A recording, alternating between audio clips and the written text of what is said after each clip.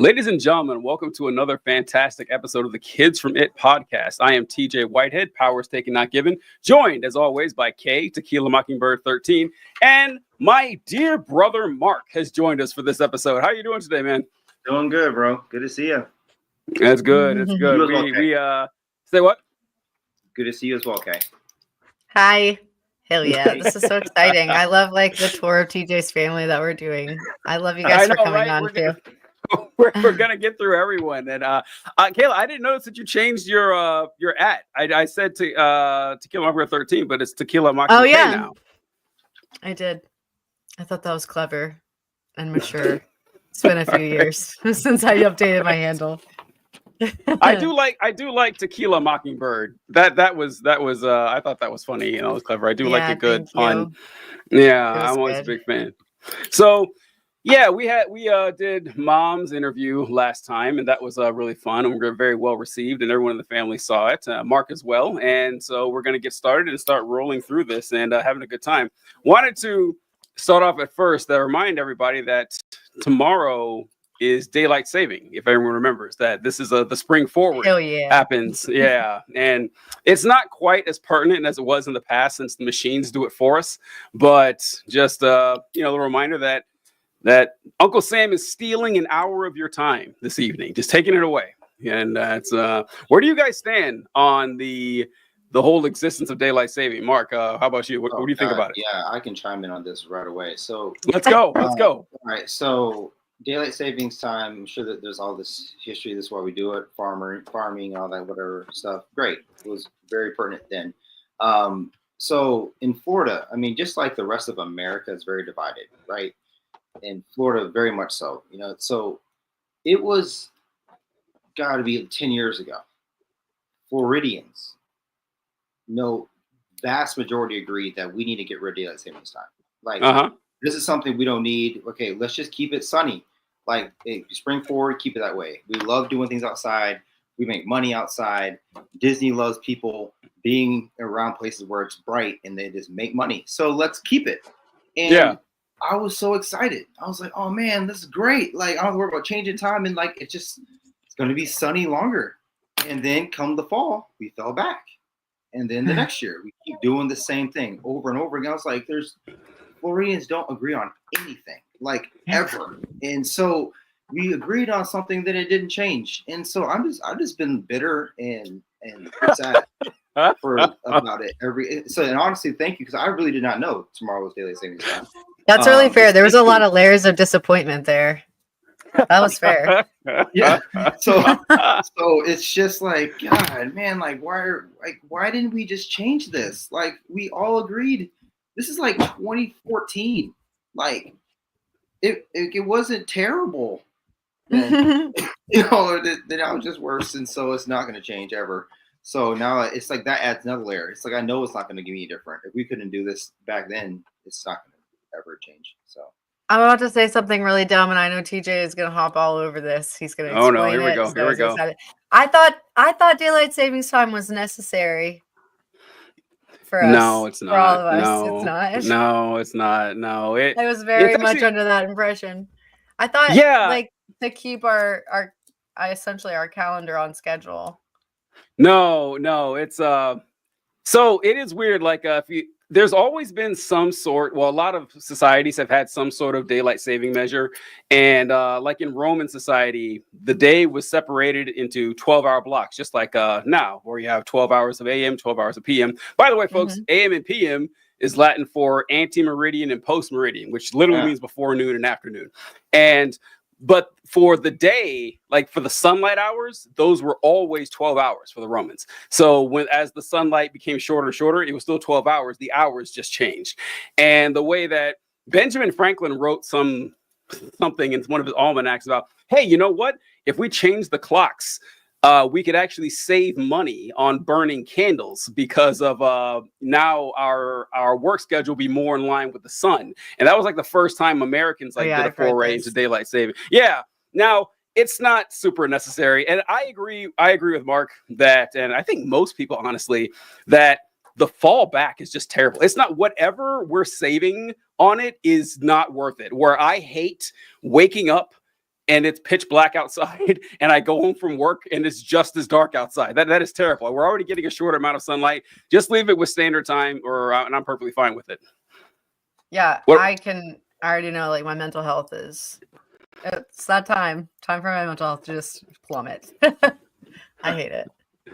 There's Mark, you mentioned that bill. I remember, so I don't know if anyone watching can see this. Actually, I don't know. I've had trouble with StreamYard, but when you said that Florida had a bill in 2022, the Senate passed a bill by unanimous consent, saying that they wanted to get rid of the daylight saving, and that happened 3 years ago. And when that happened, I was like, oh my God, they're gonna do it. But good.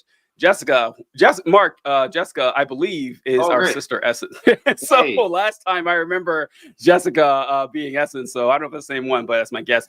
But yeah, I was excited too that we were going to get rid of daylight saving and the spring forward fall back thing, and didn't go anywhere. I don't know who in the levers of power wants. Oh, Essence, thank you so much for joining. We got all the kids here, and Jessica. Why they won't do that? Interesting enough, last time zone related topic, I promise. When I was in China, I learned that during Mao's Great Leap Forward back in the 60s, that he put China on one time zone. Like the entire country was on one time zone. So people out in West China were getting up at 4 a.m. but to match everything else. It was just kind of odd how they did that, but whatever. And the other, I lied. One more thing about time zones. So Kayla, I think we oh yeah, let's hear it. Oh yeah. This is like our fourth time scheduling this interview. I scheduled this interview with Mark like over a month ago, I feel like, and then I had to cancel it. Yeah, and then we had to cancel another one. Whatever worked out. At whatever day we picked, one of the three of us couldn't do it. And then we picked today, which is our dad's birthday. Mark and I, our dad's birthday is today. It's 70 today. 70 years old today. Yeah. Happy birthday, Mr. Whitehead. Going strong, yeah. And happy birthday to the real Tony Whitehead. Happy birthday to the OG Tony Whitehead, not this imposter who sits before you today. How dare I stand where he stood? But so yeah, we got we got this scheduled for today, and then Kayla said she couldn't do it. I said, you know what? Fuck it. We're doing it like this. I'm not gonna ask Mark another time to set this up. And then Kayla messaged this. Yeah, my plans got canceled though.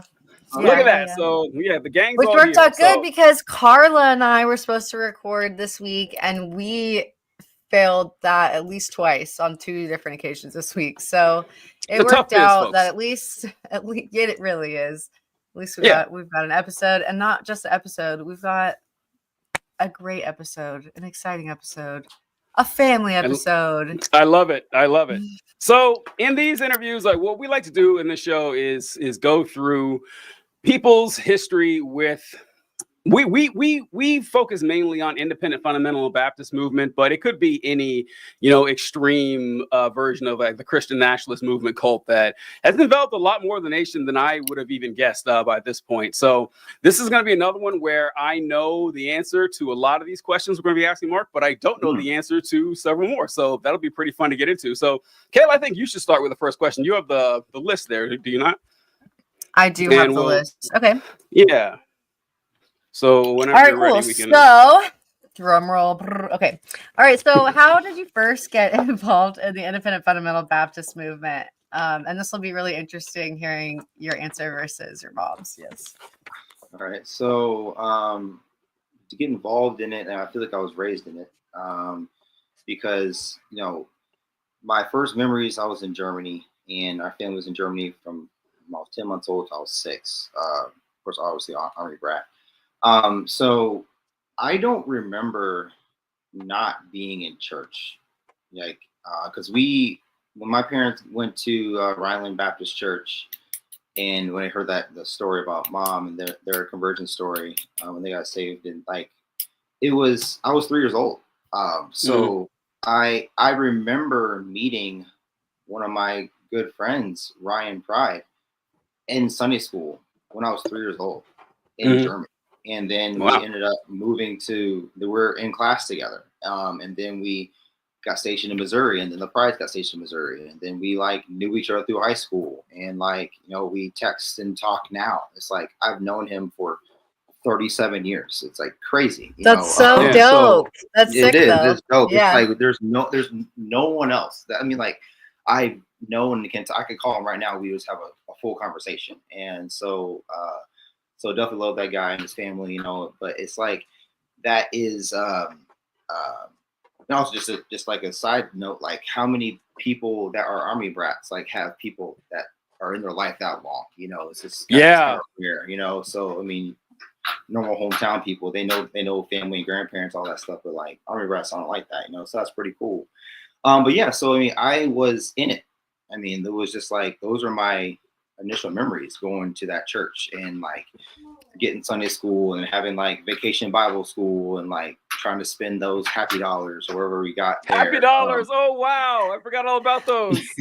Okay, let me I want to narrow in on this question then, because and I think we've asked this before, but was there at any point that like for the first time you remember being like, this is weird? This is like not like just regular kind of church going, at least? Yeah, so and that's true because you this is the only church you go to, and I would say that, you know, race had a really big part of it for me. Mm-hmm. Talking about the first flags, and also another like kind of weird thing too was like music was weird too. Those two things. Oh my God, yeah. Just like a side, like a little one about music, and this one kind of rung in my head for years. And so I kind of like circle back to it. We left Germany, and then we went to Georgia to visit my aunties and uncles and my mom and dad's side of the family. We went to like a traditional Black church, and like the songs were different, music was different, the service took forever, and it was just like, what is going on in here? You know, like this is crazy. Oh my God, guys. Yeah, right. And so that's crazy though, because we had pretty long services. So hey, Kayla, like longer than Maranatha. My God, no, Mark is 1,000,000% right. I remember I hated going to church in the churches in Georgia because the sermons, I feel they last like 3.5, 4 hours. I mean, they just kept they were all day long. It was brutal. Yeah, and Mark, they had no air conditioning, so you had those little fans. You had to wave all the time. It seemed like none of the churches. It was hot. It was so hot. We're like, why are we wearing ties right now? We walk through like a clay. I mean, I'm not trying to like. I'm just being real. Like you roll up in this church and it's like a grass and clay parking lot, right? And you're like, I'm dressed up to walk through here. Like I'm already dirty. and then you go in and it's hot. Why did I wear this? Forever. Right, you know, you get have to take this in somewhere, Mom. Hungry, sweaty. It's just like whatever. But I remember when Doug, our cousin, I guess he was visiting us at that time, and he had never come to Missouri, I guess. So I guess I was like 8 or something like that. But I remember us being in the car. I guess he had came to our church too that time. He was like, "Man, like, what's up with y'all's music?" I'm like, I mean, this is just what it is. He was like, I was like, I guess this, I guess is that what they think is the right music. I didn't say that's what we think. I said that's what they think. And he looked at me in my eye. He was like, "Man, don't drums serve the Lord too?" And I was just like, man, like, and I didn't even respond. I just kind of looked at him like, actually, yeah, I guess why wouldn't they? And like, just being kind of like that's like a kind of really like rooted in my brain for a while. But anyway, so music was a big thing. I thought that was weird. So I feel like, man, they're praising God and having fun. Why can't we guys be bored when we do it? But like I said, race is a huge one because, growing up as a Black family in that environment is extremely damaging. And you feel very lonely. And then I guess to say for me, I felt very like, just exploited. I felt like, I mean, it really was. I don't know if y'all have seen the movie Get Out. Yeah. And I mean, when I watched that movie, it was like triggering for me because I was like, that's how I felt. I felt like I was a Black person with a white person's brain. Mm. And like that is what I was made to be. And it was fully like, yeah, like he needs to get out of there because this is a horrible feeling. And and you got that white person's brain just so you could do what that white person wanted you to do with your black body. So I know you guys. So I'm gonna go to more personal because I know you guys talked about in Mom's story about them leaving after with the interracial marriage, and I could kind of give you my take on like how that whole situation was. I was home. Yeah. I was in Missouri at that time, so I remember the conversations and like what was going on with all that stuff. But how I felt was that you kind of realize like, yeah, like you guys look at not white people differently, and I feel like white nationalism, independent fundamental Baptist churches like that. I think the crux of a lot of what they do is, number one, you have to believe that Jesus is white, and so you have to start there, and then you also like believe that everyone else in the Bible is white, and then you can move forward with a whole different like frame of reference, but the race part was stuck out to me because I remember my buddy Brent, and you remember Brent, TJ, and so this is a real story. We were probably I was probably in middle school, so Brent had been there for like 2-3 years already. And he was like, "Yeah, Mark, I remember the first time I saw you, like you were wearing like your Chicago Bulls starter jacket and stuff and everything in church, and like I thought you were a bus kid, Oh, and I was like, what? Explain what that means to everybody, because right, I'll get there. Yeah, and so I was like, I thought you were a bus kid, but like you're not, like you're a good Christian church kid. Oh no, not Brent. Oh no. No, but he didn't say that. He didn't say the second sentence, but I'm trying to explain what he meant. He's like, yeah, but you weren't, and then like I got to know you and like, yeah, you're not. And I was like, what was appalling in that scenario was that not that he said it, which wasn't appropriate, but like it's the fact that when he said that to me, I was like, are you serious? You thought I was a bus kid? Oh, that's how I felt. I was like, you thought I was, a minority kid that was, low income and didn't know anything about the Bible and like didn't know how to act or whatever thing you could associate with like bus kid, And I was like, I can't believe you thought that, of me. And I didn't realize I thought that, until like I was probably in college. I was like, oh man, I remember like I just peeling things back, as you're kind of deconstructing things, and I was like, wow, like not only was that being said, but that's where I was at, at like 13, I was already there, and I'll give kudos and shout out to Brent because he had reached out to me like, hey, like, we talk about racial stuff. If I ever experienced anything, I'm like, well, you did ask me this question before, and since you mentioned it, I was like, this. He was like, oh man, I am so sorry for doing that. I'm like, honestly, bro, it's like it you don't need to apologize because this is how I was, when you said it, but no, it just like shout out to his and being, humble and honest, for that, which I appreciate, but so that was where I was, and I ended up growing up in that mindset, I remember being in like in high school, I'd be at that leadership camp we would go to, and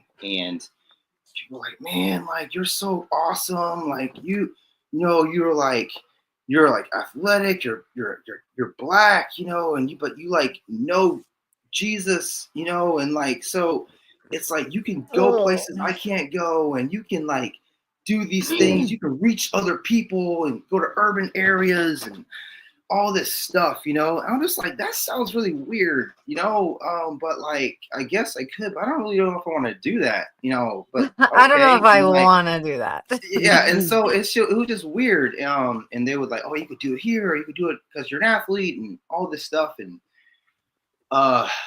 so I that really didn't set well with me, And then I realized, like, as I was, kind of still going through high school, I'm like, man, like everything about my Black culture has been like stripped from me. Like how I would have talked, any like, current slang I would use, any music I would listen to, anything I would wear, type of jeans I'd wear, wearing a do-rag or a stocking cap or anything resembling Black culture was evil. And you just had to figure out how to live in this white world, and I was a rule following kid. And I knew how like non-rule followers were treated in our circles. I was like, nah, I don't want that, So like I was really good at following all the rules. Like I was really good at it. So I was like, oh, these white people, like, I got you. I know how to impress you. I know what to say. I can sit back, nerds. Watch this. So it's just like it wasn't something it was a problem for me, but I didn't enjoy doing it. But I just knew, like, it was a way to survive. So I kind of got that same. So yeah, I felt like empty because of how I was treated, how they wanted to use me, and that and I think maybe it was part of who I am now. But I feel like who I wanted to be even in high school is that I really want to, like, care about who people are, really, not like how they look, or just like, because I noticed this is like, like you might think, say you think like, oh, I'm an athlete, or like, oh, those people think I'm an attractive person. Like, things I say are funnier to you than if someone else that you don't think that's not cool would say the same thing. And like, doesn't make any sense. Like, why do you treat me better than this other person? And like, and thing is, I was a rule following kid, and like I stood out because I was Black, and I was a really good athlete, and I knew like the word really well. And so like I checked all these boxes, and I was like unique, and so it was like, so I got a lot of attention. And so it was just like, yeah, but you don't really like me though. You like what I can do for you. And like, I don't care about that. Like, anyone can do this. Like, I mean, I didn't ask to be an athlete. This is what I was given. It's like, I didn't like all this stuff that you guys care about. Like, these are just rules that I can follow, so it was nothing about who I was, and so I really just was like, this is just weird. Like, you guys are like, it's the labels they put on people, how they separated people, how they treated people, was just very odd to me, but again, I didn't know where to go with it. I just didn't agree with it, but I didn't know what to do. And where were you with like your spiritual walk at this, like, at that time? School, I was very much a believer. I think it looked a lot different then. But it was like it was the kind of realization. Even then, I was just like, gosh, you guys talk about like this Jesus, this God that can, like, forgive every sin you've ever committed, and like he's all loving. And then like once you got him, you got to be perfect. You got to like get in line. If you don't, like, he's not listening to your prayers, and like you got to like it was so much pressure to like earn God's love for you every day. That was like free before, a bar that was like constantly rising, constantly there, no matter who you were. And I was just like, it seems like y'all don't really believe the God you're teaching me. It's like, you don't believe in who you're actually talking about. Like, and that was a weird, like, position for my mind to be in.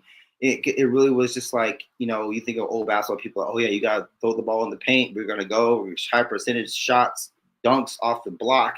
And then game starts and they're chucking threes all day. The whole game. It's like, what is going on? Like, what is happening? We've been talking about this, and we're doing the exact opposite.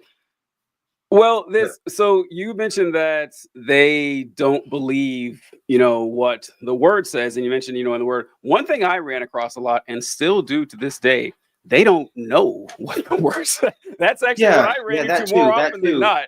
that you start asking basic questions. I do it all the time. This is one of my favorite things to do is talk about, Christianity and religions, to start asking stuff about it.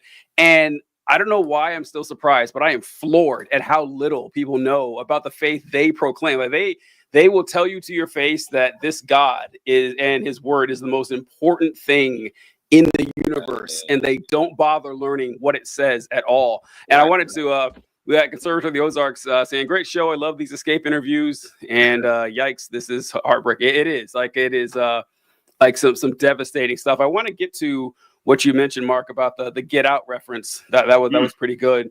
But I wrote down a few things from when you started. Did you know that when you said that when you only remember going to Ryland? That's when you first did you know that conversion story with mom and dad? I didn't know that they got saved the same day until she told me that story. Did you know that story? I did know that they got saved. I knew dad got saved the first day he went. And I think I might have known that mom did, but I did not know that it was like we went separately and they're in separate rooms. And yeah, that was wild. That was crazy. I was like, that was the first time hearing that story. I can't believe I never heard it before. Yeah, like then you come back to your pew, you're like, hey, I got saved. Like me too. Like whoa. Yeah, I would be like, okay, my life changed forever. Like, oh my god.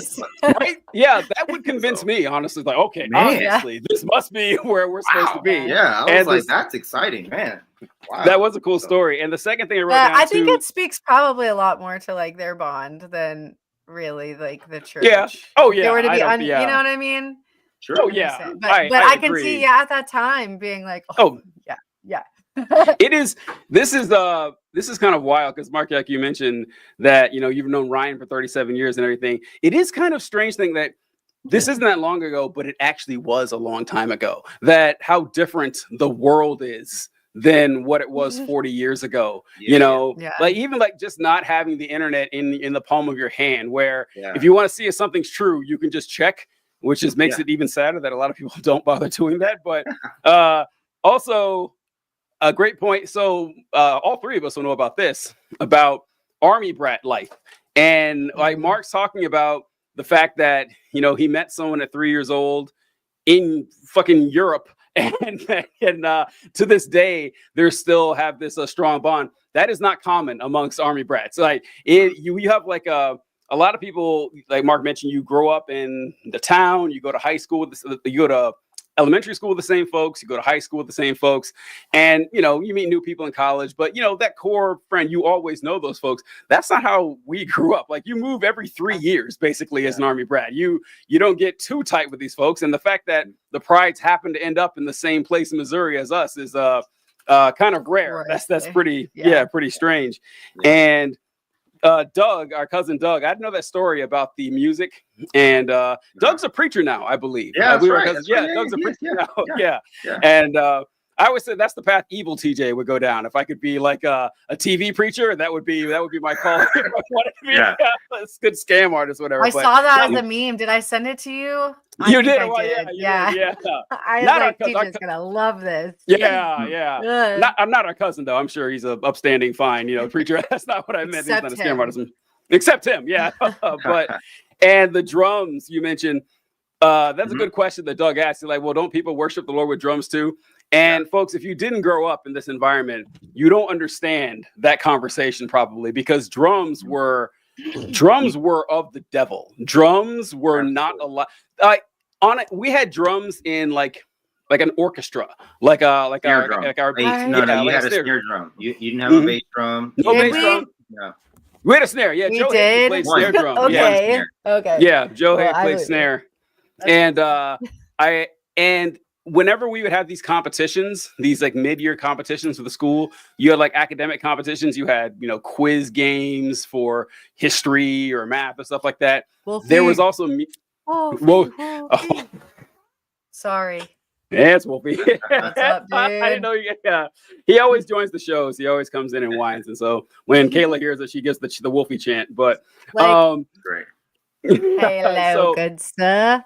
But one instrument that you could not do a solo on was drums. They would not allow drum solos at these competitions, and that goes. So when Mark said that they would really not. I don't even want to say it was implicit. It was explicit, where they talked about that Black culture was evil. Like it was a strong through line in pretty much all of this movement. They would. Did you guys remember hearing that? Now, still a strong one, obviously. It's still through. Yeah. It's I don't know if you guys remember hearing about syncopation and how 1-3 musical beats were godly, but 2-4 beats were evil. You guys remember that? Yes. And you remember that? With Trevor, yeah. Yeah, I was just about to say something about the beats. Mm-hmm. Well, Kayla, I'll let you say it right when I finish this part here. But yeah, so what they would say was that the 1-3 beats of like waltzes or something, that is edifying and glory to God, because that beat mimics like the waves of the sea or some nonsense or whatever. But the 2-4 beat mimics your heartbeat, and that's why you get excited and get pumped up for it. And that's and bad. And that's bad. Shame on the heart. The 2-4 beat wasn't present until the influence of like Black people from Africa and their demonic voodoo. That's where that's where it came from. So it's evil. It has to be. Like that was spoken word for word. I don't know if you remember hearing that, Mark? I actually don't. When I heard you and Trevor talk about that, I remember the music class. I remember maybe the first class of the semester. Mm-hmm. They were like, oh yeah, like this is the college or high school? And something meaning like how it like this music, these notes like actually are better because they represent the Trinity.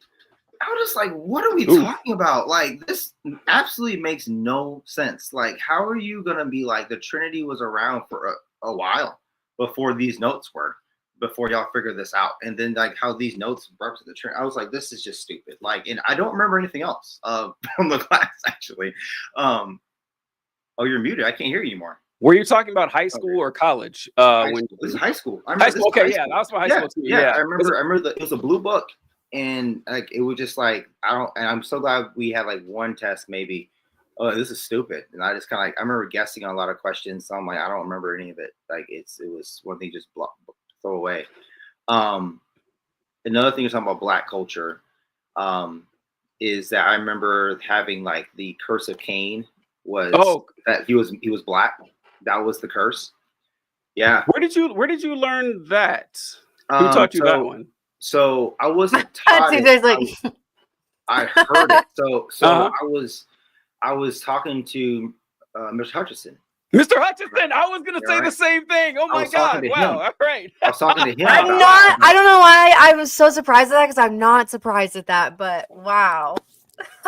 So I was talking to him about it, and I didn't get any vibe that he was like, this is true. But he was like, yeah, but there are a lot of people that actually believe this. I was like, what? He was like, yeah. Like, even people like in our church. I was like, for word? And he was like, yeah, like Gordon Day. Oh, he named names. Yeah. Oh shit. I didn't know this. Because he talked before he finished I remember hearing it from Mr. Hutchison too. I think he's the person who brought this up to me. I don't think I heard it before. I was like, really? People believe that? He goes, like, yeah, I've heard it. Yes, that's crazy. But go ahead. Sorry. Yeah. So I was like, wow. Gordon Day. Like, damn, like that's Gordon Day, Nathan Day, Brent Day, all them days with all them taking care of all them kids, all them Black kids in their school. This is crazy, So it was just like, oh man, this is wow. So that was another thing. I can, because like, you had a question. You say something, I might say something else. But no, I was going to explain what the curse of Canaan was, but go ahead. Go ahead. So no, because I was going to. I have so much to say, and we've been in this 30 minutes. I have so much to say. I have a lot to say today. If people are wondering what Mark's talking about here, so there's two curses you'll hear referred to against Black people that they use in this movement in the Bible.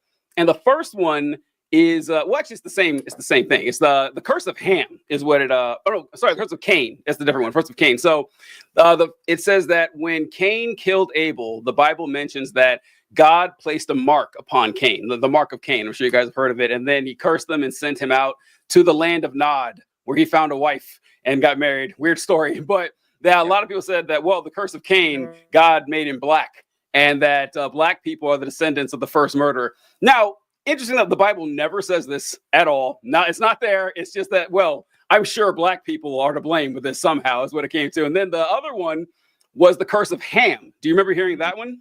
Absolutely. And the curse, yeah. So the curse of Ham, for those who are wondering, is from the story of Noah. And in the story of Noah, after Noah's ark lands, he sends out the doves and the ravens and everything before he lands. And then he and his sons repopulate the earth. And there's a chapter in the Bible. This one doesn't make the children's stories, but Noah gets drunk and passes out naked. And one of his sons, he had 3 sons, Shem, Ham, and Japheth. And his son Ham walks in and sees his nakedness. He comes back to his brothers and is laughing and joking about their dad being naked.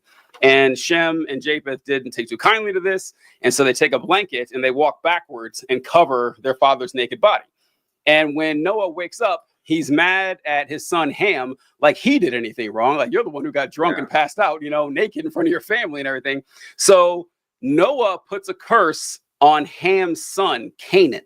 And he says, cursed be Canaan, a servant of servants shall he be, and he shall serve, everyone else in the family.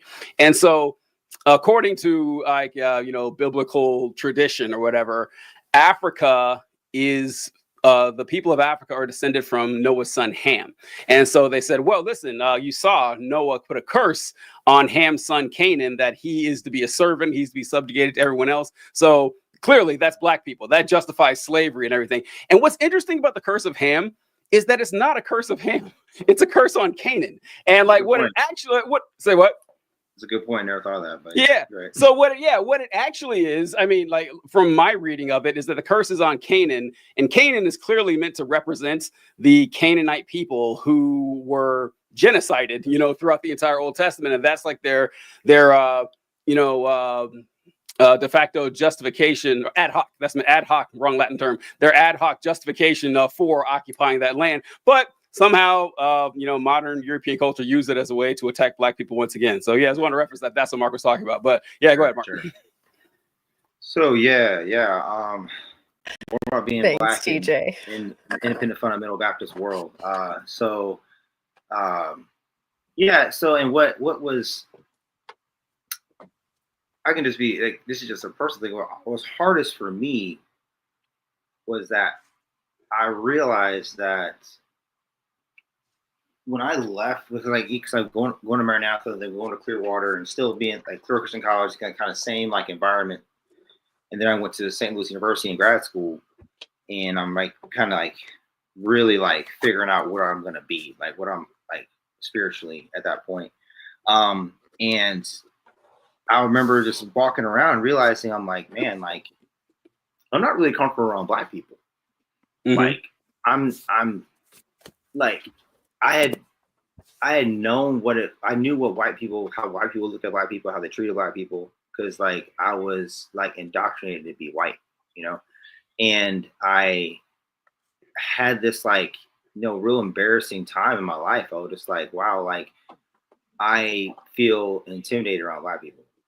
Like I am like treating my own people the way that like with the hatred that I never wanted to have, Mm-hmm. It was like, and that's when I realized like all the blackness I had was like stripped from me. Mm-hmm. Like, and I didn't even know it, and I mean, obviously my family, we like at home, like, hey, we're black, we're going to celebrate black holidays. We're going to do that. It was cool. Like, it wasn't like we didn't have that at home, but it was just like, yeah, I was at church a lot, and I was at Christian school a lot. And church a lot, yes. You know what I'm saying? So like, 90% of my life was in that building. You know what I'm saying? Mm-hmm. So it was, and in that community. So it was a hard thing for me to kind of wrestle with. So I when you're talking about red flags and how it kind of presents now, like I just remember thinking like, yeah, I don't ever want to go to a church like this again. Like,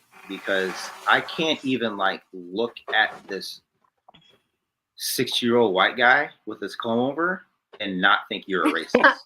Like I can't like if you even come at me with like a comb over, a pair of glasses, a tucked in shirt, and a pair of slacks, like get out of here. I don't want to look at you. I don't want to talk to you. Like I don't want to be around you and your racism. Like I don't want to be around your wife. I don't want to be around your racist kids. I don't want to be around none of this. You know, because all you care about is what we can do for you and how good a Christian you can say you are, and it doesn't really matter. Like and you have to, and this is just it was just like the whole like stigma around just like this performance based Christianity was just awful to me. I remember Mr. Ragland saying something. Our favorite person on the show. Yeah, let's go. Oh my God. Fuck that guy. All right, let's go. Right, exactly. Yeah. So I remember he came in because he came into study hall one day, came down, opened the doors, took a step or two on those brick steps, adjusted his belly and pants, you know, and was like, you know what, guys? How I was reading something and it said that how clean your room is a good representation of how close you are to God. I'm just like, shut up. I'm pretty sure the Bible doesn't say that. And I'm just like, I'm pretty sure that's not correct. And there's nothing that we've learned. Or like I'm like a junior, maybe I was like a freshman, sophomore, and I'm pretty sure there's nothing I've learned in the past 15 years that coincides with what you just said. And he was just like, it was just like he read something, some guy that he was worshiping, you know, that said you being organized and being good at, you know, checking the boxes made you a better Christian, you know. And I remember like not just that kind of nonsense, but like Matt would ask him questions and he would just like not have a good answer, or I remember Matt challenged him on a question. And I think that this is right. This is why no one got the Myron Weber Award, because you're TJ. Wait, what? So the Myron Weber Award, remember? You were like, no one got it. Yeah. No one got it that year. So one, Lisa wasn't going to get it, right? And so Lisa wasn't going to get it. I don't know. So that was a problem. That was a problem, right? And I was like, how is my daughter not going to get it?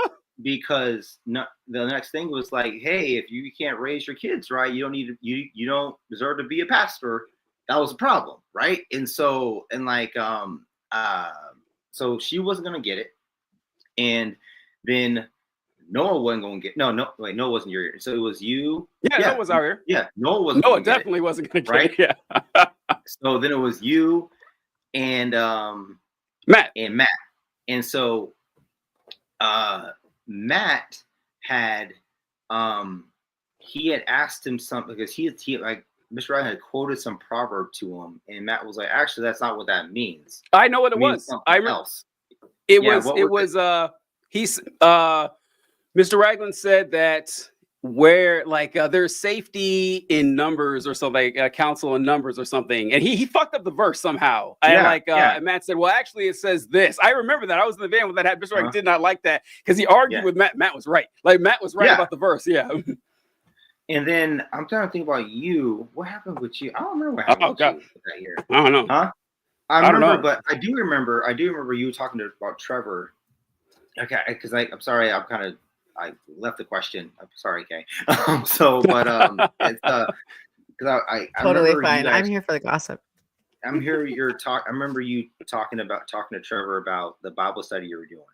Yeah, and one thing I was fortunate enough to be at those every time because TJ drove us to school. So I would go early to the Bible study. So I would sit there and TJ and Matt and Trevor would just like go in on whatever thing. Mainly it was like, you know, Calvinism versus Arminianism and all that stuff. And they'd be diving, like cutting through verses and like checking each other. And I was like, wow, this is really interesting. You know, like they're really like serious about this, you know? And so I remember there was a lot of talk about you guys doing that and that being they didn't like that. And so I know that was the start of you not getting it for sure. Oh, okay. Because people didn't like that.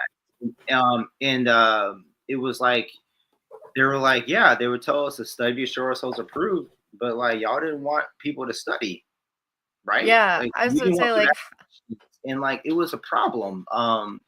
And I thought that was crazy. I'm like, they really didn't like that. And so you kind of had this different view of Christianity. So but I do think it stemmed from Lisa not being able to get it. I That he was just mad. You weren't going to get it. People were going to vote for her. And then it was like, well, none of these cats deserve it. So like, whatever. It's dumb. We're going to say, so I'm just going to agree that like they're probably just going to continue to move the bar up and like make it performative all year for you guys. They never said why no one was getting it. I just remember one day he walked in and said, "Hey, just so you know, no one's getting my rubber award." And he walked out. We're like, "What? Okay, all right." And didn't bother explaining it. Yeah, it's crazy. So Mark, remind me what year you graduated, by the way. 2003. Okay. I'm just making sure I've got my timeline right. Yeah. Okay, cool. So, and this is like, I was gonna drop this here because I'm like, so I'm here. I watched Mom's and someone else's I know it was Mom and her interview and I'm like, man, I feel like I know everyone that was at Maranatha, right? Mm-hmm. And then like she's chiming in and Kay's chiming in and then she's talking about Essence. I'm like, who are you? Like, I never met you. I'm like, what is going on? Like, how do you know so many people in my family?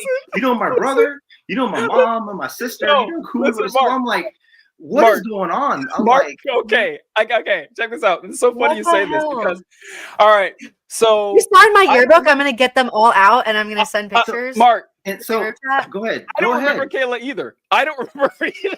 This is the funny thing. I don't. I was so the only younger reason, than you guys. Yeah, the only reason that I know her because she added me on Facebook like a million years ago, and I saw all like, oh, okay, it's Maranatha student that I don't remember, and she knew Essence or whatever, and so.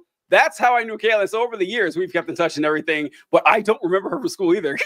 That's so funny. I remember you guys. Y'all were older than me. You went to Maranatha. This is crazy. I'm just like, I went to Maranatha like back at the old building. Your mom taught my sister. Yeah, and then we went to Maranatha twice, and then so.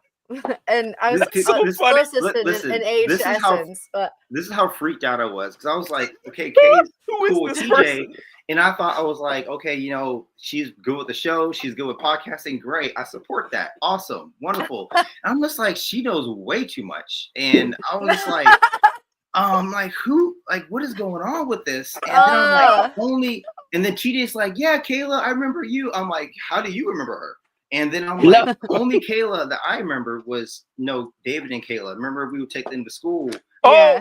I was like, that's funny. Yeah, I was like, there's no way. No, you are that same person. And Kayla, Kayla. It's so funny because the way I'm saying it, Kayla is Korean. That would be so funny if Korean. I was like, there's no way that anyone else would know this much about us. And like, but her name's Kayla. I'm like, she was like 4 when I was 16. I was like, what is going on? Yeah, and she was Korean, and I was just like, I'm just so confused. And I'm like, obviously, I don't know. There's a hole, and so. Mark, that would be a hilarious like Twilight Zone Mandela effect type shit. That Kayla whips out the yearbook and then she's like right between you and me. Like she's in all the photos on the volleyball team. We got pictures together. She's like our age. Like what is going on? That would be so funny. No, oh God, that's hilarious. Yeah, no, like the memories though, because Kayla and I, she had the idea for the show a long time ago. And like when I started my crusade online, you guys remember how annoying I was back then, and she had referenced that and everything. That's how she knew I'd be on board with bro, start a podcast. Shut up. Start a podcast. Yeah, that's how. That is so funny. God. All right. Well, I kind of want to take a second and just say though that it's funny that you bring that up because listening to your kind of experience here, I was just thinking about having observed you guys when I was really, really pretty young. The first time I was at Maranatha, I mean, I was like, I don't know, 3rd grade, 4th grade, I don't know, around that time. And then the second time when I was back was like high school-ish. Yeah, early high school. And I don't know, the progression of the experience, old building to new building, number of like, you know, African American people we had in the congregation, number of African American kids we had in the school was a big thing. Like, I feel like the school kids had a really brutal experience too. I mean, I don't want to speak for anybody, but it's just, if it's got my mind turning. So thanks for coming on the show. Yeah, those experiences are rough. That I thought of a couple. When I was, this wasn't at our school, but this was when I was in college. I had a roommate named John Coots, and John invited me to his home church in Utica, Wisconsin. It was like, I don't know, 45 minutes away from the campus where we stayed. And they had a visiting pastor, like a special guest speaker, this really old guy from Detroit, I think. And the sermon was going on, and I'm sitting there, and this guy, he seemed like he was like 70 years old or something. And he says, I grew up and I was in Michigan, and I remember going to Detroit and preaching there. And this was back during the Motown era, like when the Temptations were first becoming big. And he said, and I remember we had a gospel group that came and performed in our church, and they were Black, just like that young man right there. And he pointed at me like in the crowd, everyone. And Stop it. that You're lying. Swear on a stack of Bibles. That's what happened. And after it was over, Coots is like, TJ, I'm so sorry about that, man. I'm so sorry. But that kind of stuff happened a lot. Like that kind of stuff that you wouldn't categorize like normally as like overtly racist or malicious, but definitely rude, happened all the time. Like you mentioned Matt. I was thinking a different Matt. Another Matt was cool. I remember him asking me once, this is when I was in high school, and it was like a hot sunny day outside, and he said, so TJ, like since you're Black, are you like warmer than I am? Since like dark colors absorb light and light colors reflect it. And I said, Matt, I don't know. Are you cooler than me? How would I know the answer to that question? Like, think about it. And of course, because people see like white, oh, that's normal. And then anything else is kind of a default. Normal is having to like entertain questions like that. That's super. Got them all the time. Mark, I'm sure they ask like, hey, do you have an extra muscle in your leg? Is that how you jump so high? Or stuff like, like so many times. So many times. It happens all like stuff you would just like, they'd have a baby and the baby's like, oh, this is their first time seeing a Black person before. Why the fuck do I need to know that? Like, why are you bringing this up? There was this one time when I was like a sophomore in college, I had like a miniature afro. It was maybe like 3 inches or something like that. And I grew it. And I cannot tell you how many times I grew it. You didn't buy it. It was just funny the way you said that. Thank you, Kayla. All right, thank you. Thank you. All right, sorry. All right. I got us a sharpshooter here, folks. Critiquing. So, I did not rent this afro. No, I grew it my own self. So I had a small little miniature afro, and I can't tell you how many times that people would come and was like, "Oh, hey man, can I touch your hair? Can I touch your hair?" Like most absolutely girls, not. I mean, if you want to get they're like, "Oh, hey, can I touch your hair?" And it got to be so obnoxious that I ended up coming up with my own question. They're like, "Oh, can I touch your hair?" I was like, "Sure, but I have to be able to touch yours first. Let me touch your hair first, then you can touch mine." And they had the nerve to look shocked, like, "What? What do you mean? Like, what? Why? What are you talking about?" Like, it still didn't click for them that happened. So yeah, the now that would be bad enough. Like just the I don't know, like the casual dismissal of someone's oh my God, and treat like a zoo animal or something like that. Yeah. But it was a lot worse in that not only were they teaching that Black culture is bad, Black vernacular was bad, Black styles were bad, Black music was definitely bad, Black culture in general. It was a lot of like this.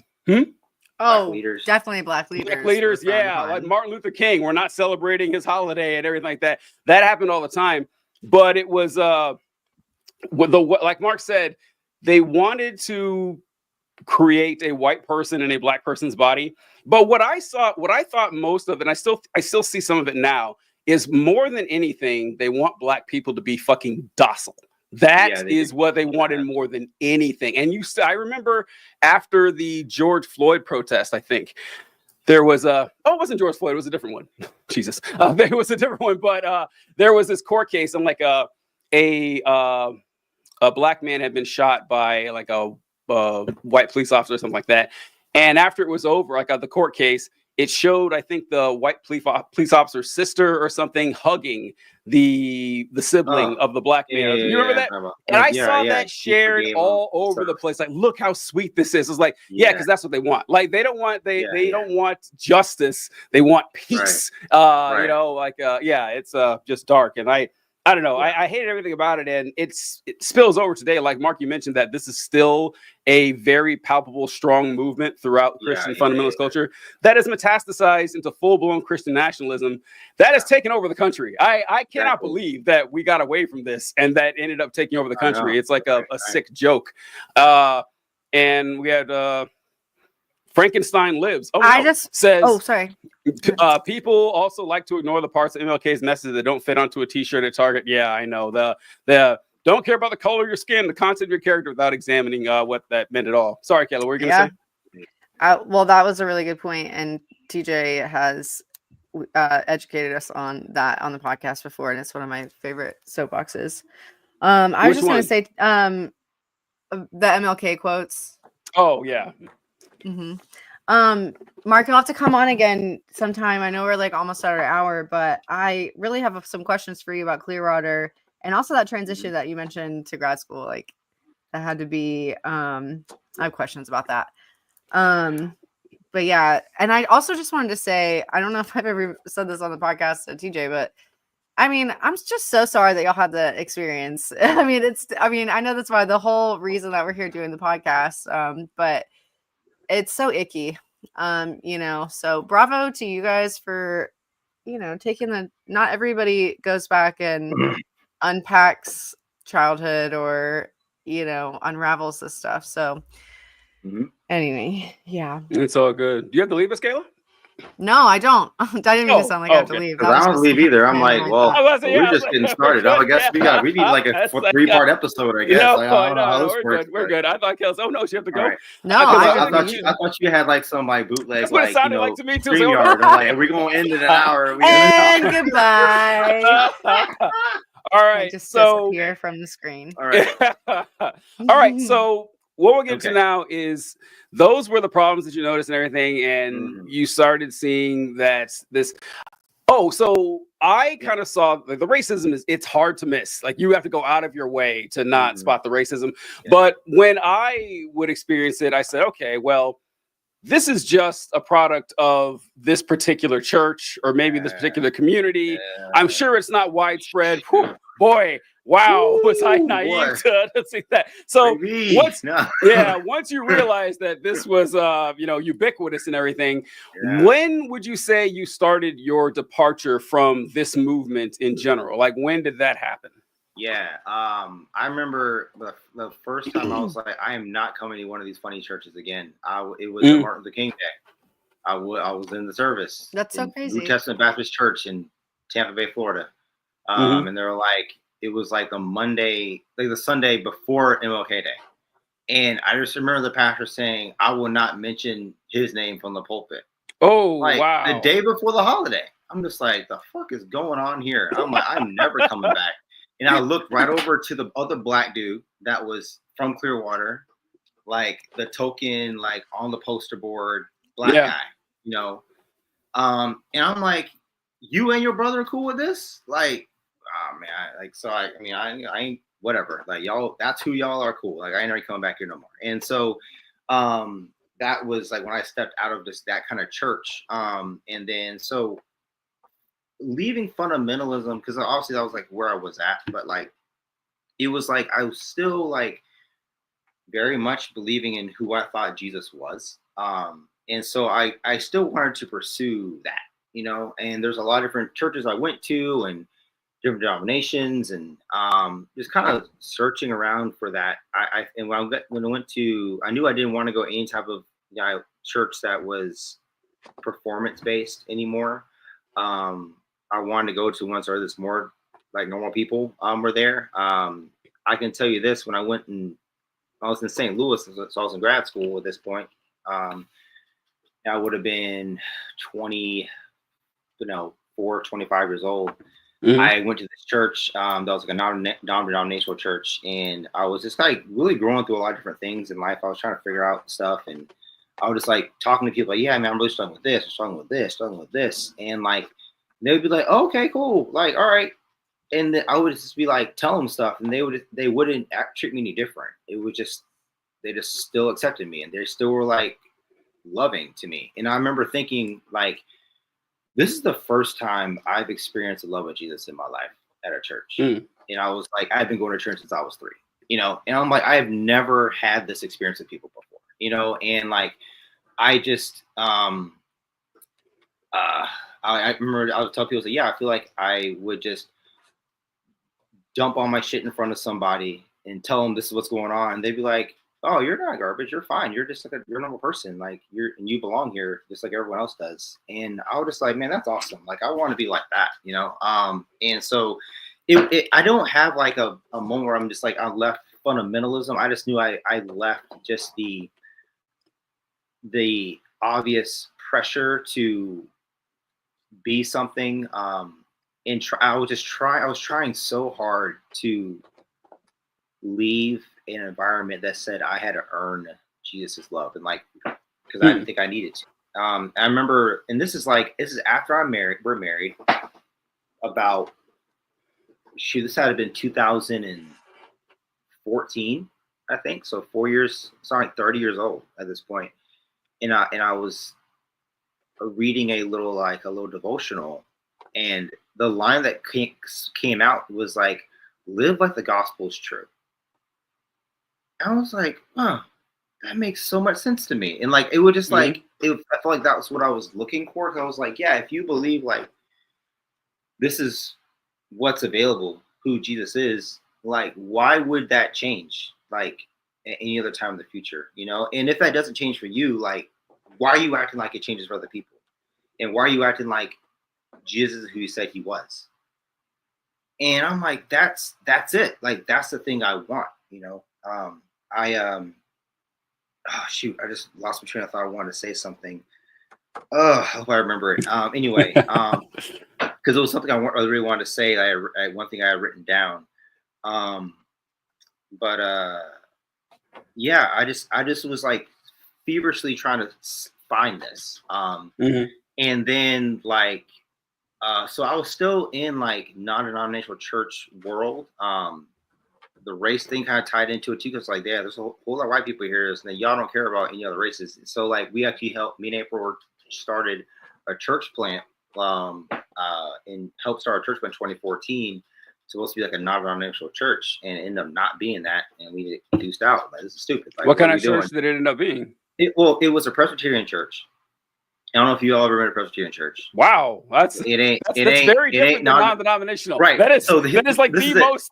This is it. So we were part of a non-denom church, right? And we had been there for a couple of years, and we were like, hey, I was talking to pastors. We're cool, and I'm so cool with these pastors now, like those guys from the church called Grace.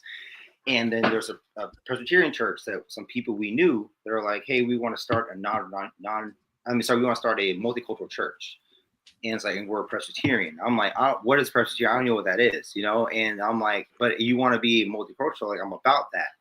And so, like, me and April like told these pastors that we knew really well, say, hey, man, like, the guy we know really well, say, hey, Rick, like, really want to do this. And he was like, what kind of church is it? I was like, Presbyterian. He was like, yo. He was like, man.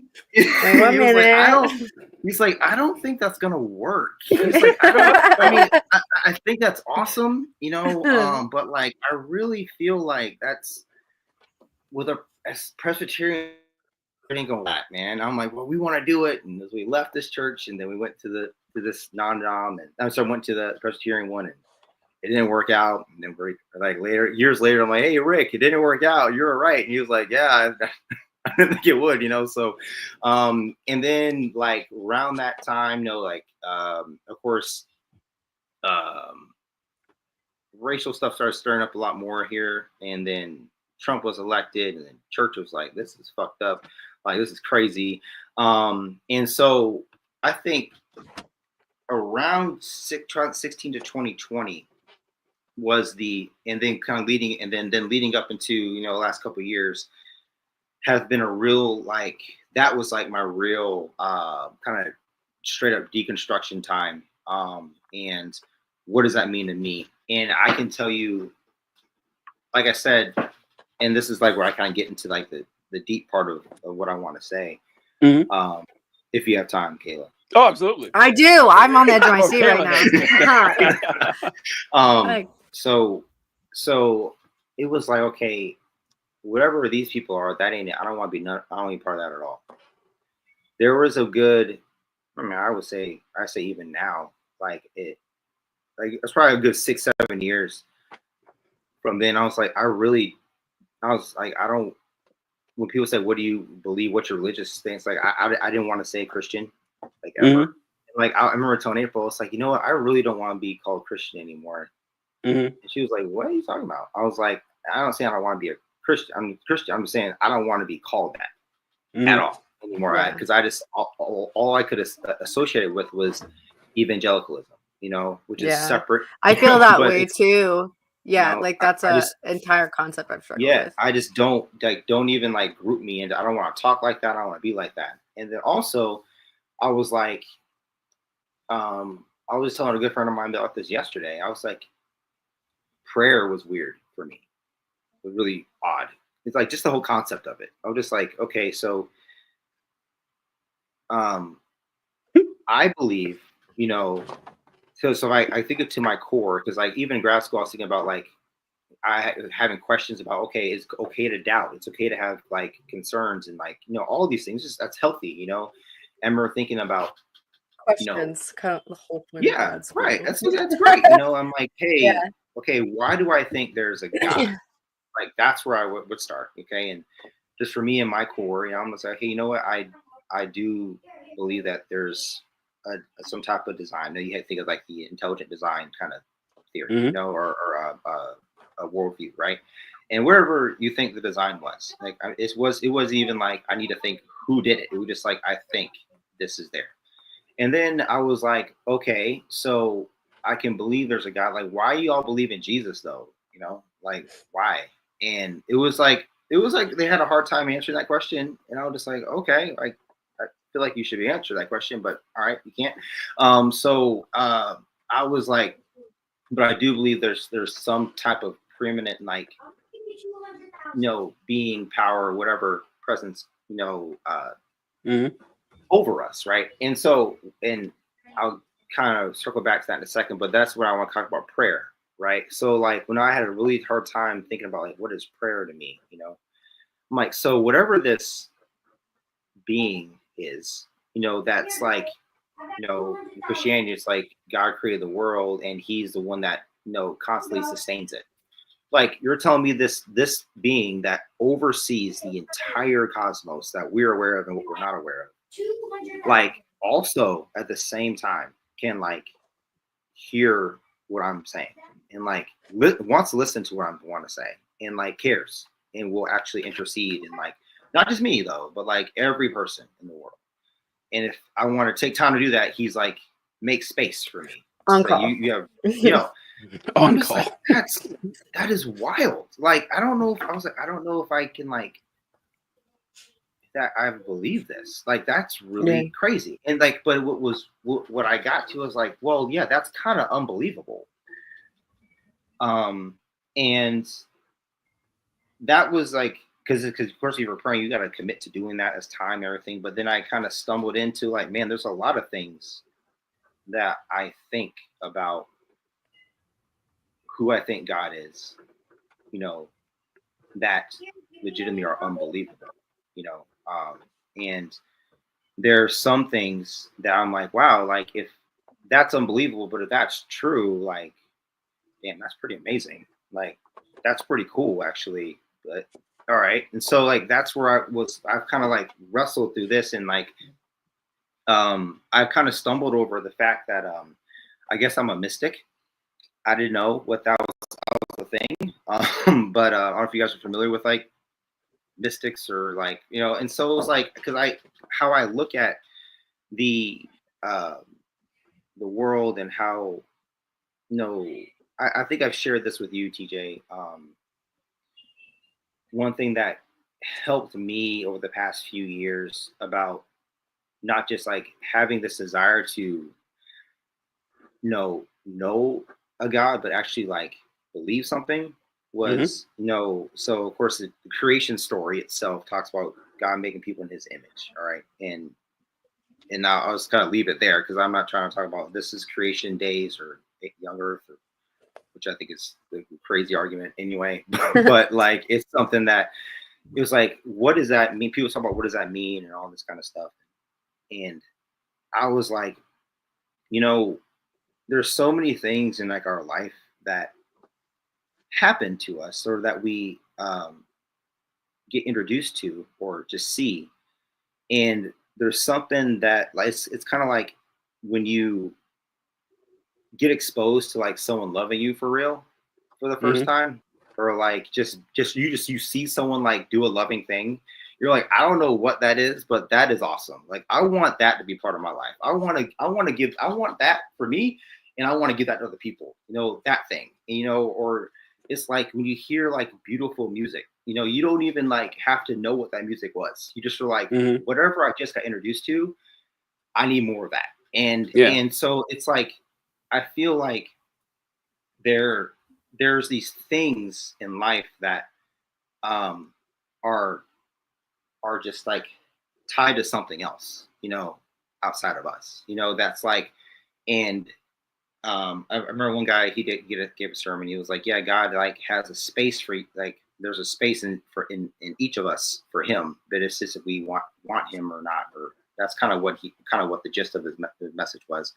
It's kind of crazy that someone could create you, that you believe he created you, this whole world, but he's like, yeah, I want you to choose if you're gonna let me in here or not, which is like, that's kind of wild, so but I'm like, also it's kind of like, that's kind of wild, but if that's true, that's pretty crazy, but the there's different things that would happen, like I said, like experiencing love, experiencing kindness, like real gratitude, all those type of things that you're like, hey, there's a piece of that that's like, where did this come from? But you can identify what it is instantaneously, and for some reason you just can't. I feel that's part of God in creation or in this world.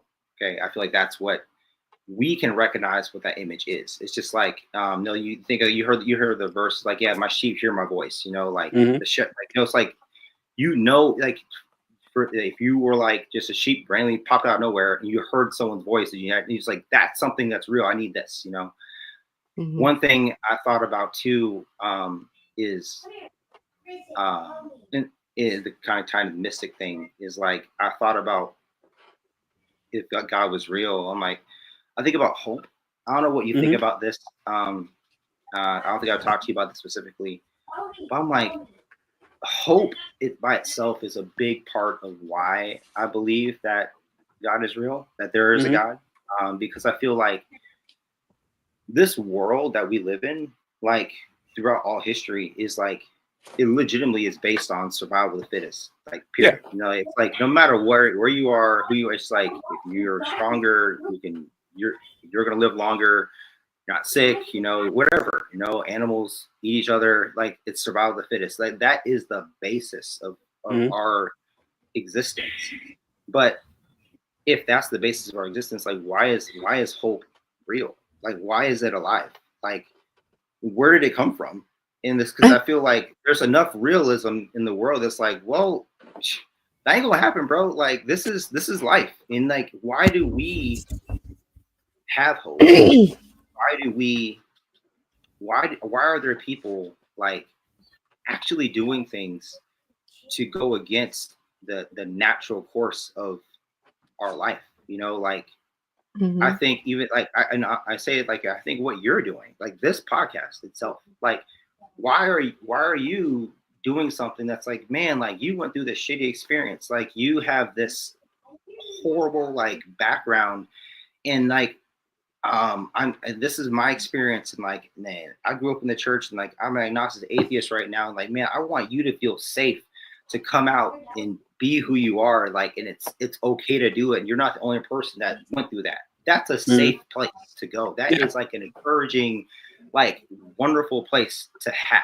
You know, like, why do we have this? Like, it's like there's so much. Like, there's the desire to not just to hope for yourself, but to have hope and give other people hope at the same time. You know, it's like that is outside of what our world is. And so it's like, I feel like, I guess, and like for me, I was thinking, like, doesn't that just make sense to everybody? Like, I feel like that, and apparently that makes me a mystic. That's how I feel too. And it's like, it is within us, among us, like all these, like, if you think about all these broader Christian concepts, or think about these Christian concepts, but like think about them broadly, you know, without all this, like, whatever we put onto it. But yeah, I agree. And it should be kind of simple and private and personal, I think, too. Right. I agree. And and that's what's great. It's like, so if all this stuff is outside of us that we can't even see, right? We can't even like put our fingers on or grasp what love. You can't hold love. Like, it's just you know it's there when it's there, right? And it's like, where does this come from? And like, who made this? You know, but I want it and I can have it. Like, you know. And I'm like, man, like, so, okay, all right. So this is my experience, okay? And then I think about, you know, what I lost my train of thought again. I had something I want to say to you about Kayla. You had just mentioned. Oh, okay, here it is. I'm gonna come back to my other what I was just saying, but before I forget.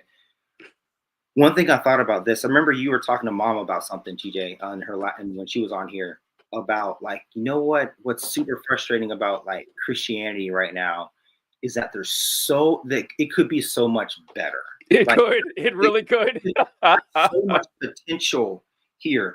And the church I happen to be going to now, like the pastor, he's a really cool guy, like legitimately cool person. And he says something that really got stuck out to me. He was just like, yeah, you know, like, what's crazy is that Christianity has done some really, like, screwed up, you could say just fucked up stuff. Like, we could just name stuff. Let's just talk about Trumping office. That's one. Let's just start current. So before you don't need right now. So like we know, like, Christians got him in there, right? So there's so many things are just not questionable, just like awful, grotesque, and you know, all of it. And if all those layers of, you know, millennia of layers of filth and grossness, like darkness, legitimately, for some reason, there's still like a light that just like beams through that darkness. And just like, I can identify, I see what all these people are doing, what they did. But there's a part of that, there's something there that's real that y'all just aren't doing right. And it's obvious you're not, but you just aren't. And like, there's a part of there's things here, you know, you're talking about potential, like, this is like, you really can love people right. You really can, like, give a safe place. You can, like, take care of people that have needs, like,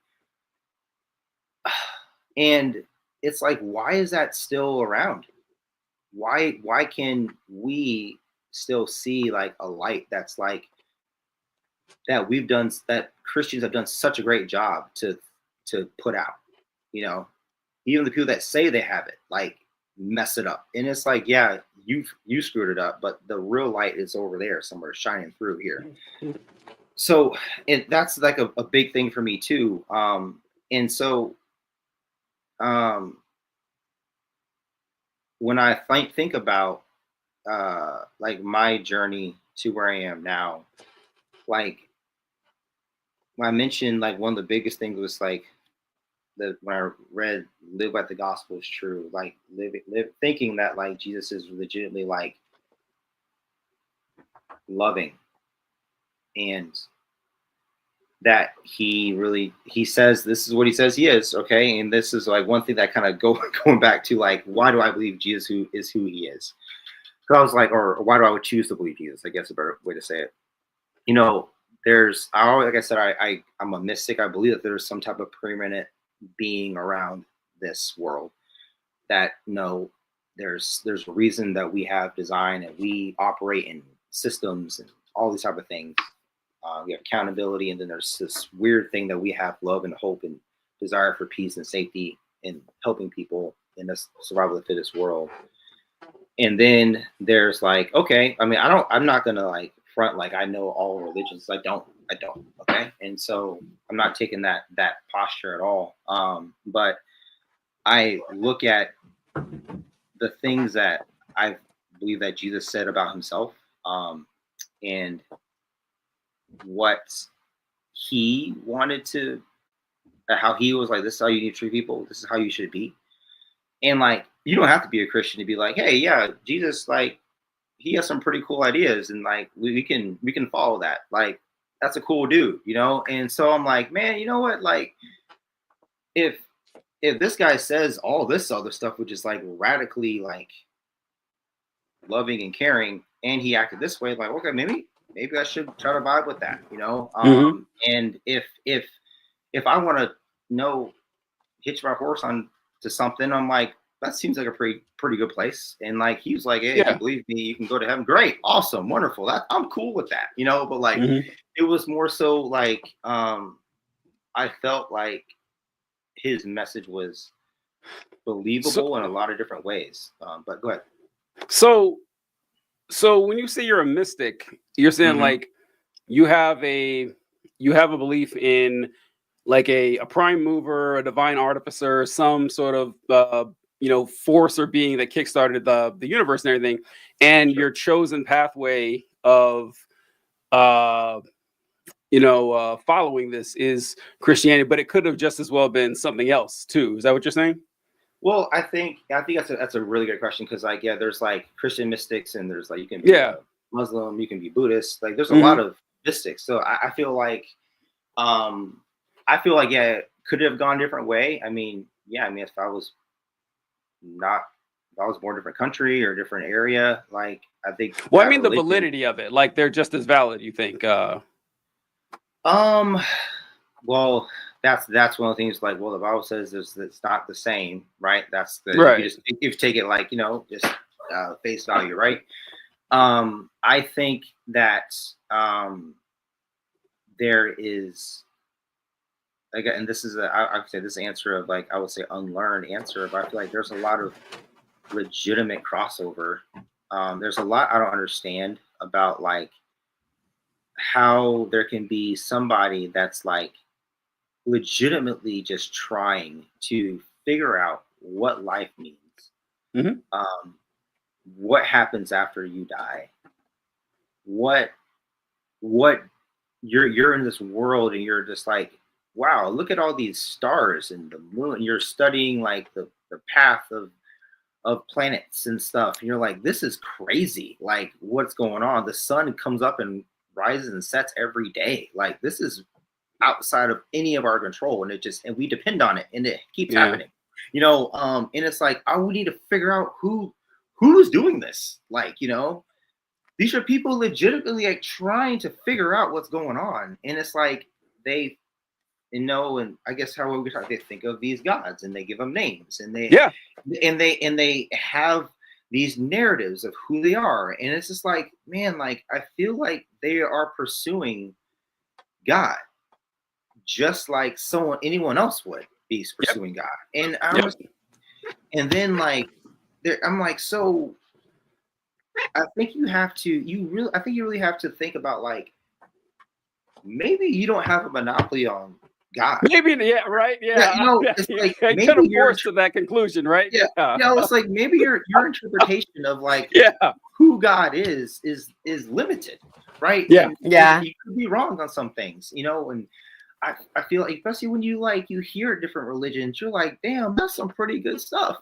Like, yeah, like I can vibe with how you're living or what your view on that. Maybe not everything, but a lot of what you're saying is like, that's awesome. Like, we can get along with this, and the world needs more of what you have, and I feel like, and that's what like one of those verses, like I was like, I can't think of the verse, but pretty much it says like, if you seek after God, he's gonna like find you. Like if you it's like He's gonna it's like it's like you can. Oh, I wish I like. So when people would bring this up, because like this is a question that we all run into, where you're like, okay, most societies, like pretty much all of them through human history, have done the look at the trees argument. They're like, okay, why is there something rather than nothing? Like what keeps the sky from falling on my head? Like where do I go when I die? Who am I? Why am I here? Everyone has these questions, right? And most societies, it make like the belief of that a being created this, like you would create something else, is kind of intuitive. It makes sense. So people come like, okay, well, there must be a God that creates the rain. There's a God that causes earthquakes. There's a God that makes the crops grow. It makes sense that why people came to this conclusion, and when you realize, like whatever religions, like Mark said, none of us know them all. We know them to the best of our abilities, and you can see that there's good ideas and there's bad ideas in every religion. Why would anyone think that? Oh, I'm sure I have the right one. Like I am sure, and then the one that involves murdering the son, the kid, the murderous one. That one must be it. That's I don't know if you remember. Years ago, Mark. Yeah, we had a conversation about that, and how I said that I didn't believe that the God who crafted galaxies and held atoms together, that the best solution he could find was a human sacrifice 2,000 years ago. That didn't seem to make sense to me, like in a lot of ways. But whenever you brought these questions up, like, hey, these are good people, and they didn't hear. Like, for example, no one in North and South America heard about Jesus until the 1500s. You're telling me all those people died and went to hell. None of them once reached out to God, and God didn't send them anyone. And then you hear questions, people say, well, you don't know. Maybe God said, get out of here. Like, you're just making stuff up now. And it causes you to suspend disbelief to such a level that it just falls apart. It doesn't make any sense anymore. And like, if there's any justice out there, like I like the survival of the fittest thing, because I bring this up a lot too, that survival of the fittest is it's descriptive, not prescriptive. That this is just the way it is, right? Like that. This isn't a because I don't know if you heard, we brought evolution up. People say, "Oh, so you believe in survival of the fittest?" Like, brother, it's not a choice of belief, okay? Yeah, it's not a choice of belief, okay? Like it's like asking me if I believe I'm real. Like, did you get cut? Like, did you get cut from the team? This is this is the best adapted to whatever. Now, the fittest and the strongest don't mean the same thing, obviously. Like you are stronger than a trout, right? But if you were in the trout's environment, you would die long before the trout. So it's like, but people don't really quantify what it means and everything. But the thing about keeping society alive, like the hedonic treadmill. I don't know if you guys ever heard that term before, where it's I kind of put it in the category that, when you get something new, like you get a new car, a new TV, like whatever, something you really like, the newness, like you feel really good about it, but then the newness, it goes away. You're like, okay, this is just stale and it's boring now. You got to find something else to make you happy, to get that spike up and everything. And in a weird way, that causes a lot of anxiety and a lot of depression, but it also keeps you alive, because you're always looking. That's what the hope thing that I've thought about that a lot too, Mark, that the hope actually keeps you alive, because without hope, well, why am I getting out of bed in the morning? You always think, like, no matter where you are in life, tomorrow could be better than today. Now, it could be worse too, but in your mind, you're thinking it could be better. So I'm going to strive to make it better. And like, I'm going to get up every day and try to make it better. And we have selfish inclinations and altruistic inclinations as well to keep society alive. It's kind of necessary. Yeah. Oh, wait, I wanted to go ahead, Kelly. I was just going to say, all those times that I've said, like, I envy, like, the faith of, what we had and all that stuff. Like, I'm sitting here thinking that I might have been using the wrong word, because, like, I do think that it wasn't just that. The faith and the hope and all that was really kind of played against us. But anyway, all right, read the comment. I'm ready. I miss it. I miss it too. I do. I miss having all the answers. I do. That was great. That when I didn't have any mysteries I had, I was like, okay, well, the answer's here. It's right there, black and white, clear as crystal. You're ready to duel it out. Yeah, I know. And if I don't, God will tell me the answer one day. Like that was a lot more satisfying than, I don't know. That's a lot more satisfying than that. And Jeremy Pierre wrote, some churches also tell you belong here, but only to manipulate you into being there. That's something you mentioned, Mark, about how people wanted to, take you at your performance. And God has AI chatbots that listen when you're praying. That's how he listens to billions of people at once. There you go. I mean, Jeremy, you might be onto something, brother. Look, if lowly human beings can create chatbots, I'm sure. At me with that concept later. I want to discuss it. There you go. That's funny. That's good stuff. All right. So, go ahead, Mark. Go ahead. It's funny because you mentioned about like, why would God do this? Why this plan's weird? Like this is another thing. Like it's so weird. It's just like he was like, you know what, man? He's not just said personally. He says like during the sermons, whatever. He's like, listen, guys. Like, I'm a pretty creative guy. And he is, and he's like, and like I've done a lot of things. Like I have a plan for the day, and like I do this, I do that, and like, you have these budgets for these companies that I'm working in, and all this stuff, and it's just like, if I were like, the all-powerful creator of the universe, like, and had everything in this, like, at my fingertips, like. I don't know if I'll just be real. Like I sending like a baby to like a single mom, to in ancient Middle East, where she could have just died. Like weird. And before is not the way I would have done it. Like it's just not how it's gonna only have 12 people, 12 friends. They gotta write everything fucking down. Yeah. They can't miss a beat. Okay. Yeah, and he was like, and also, like you think of like, how about like you're God, you're Jesus, you live this whole life, you die, you rise yourself from the dead. You're the Ancient of Days. You walk around and say, hey guys, I have every power under me. I'm out.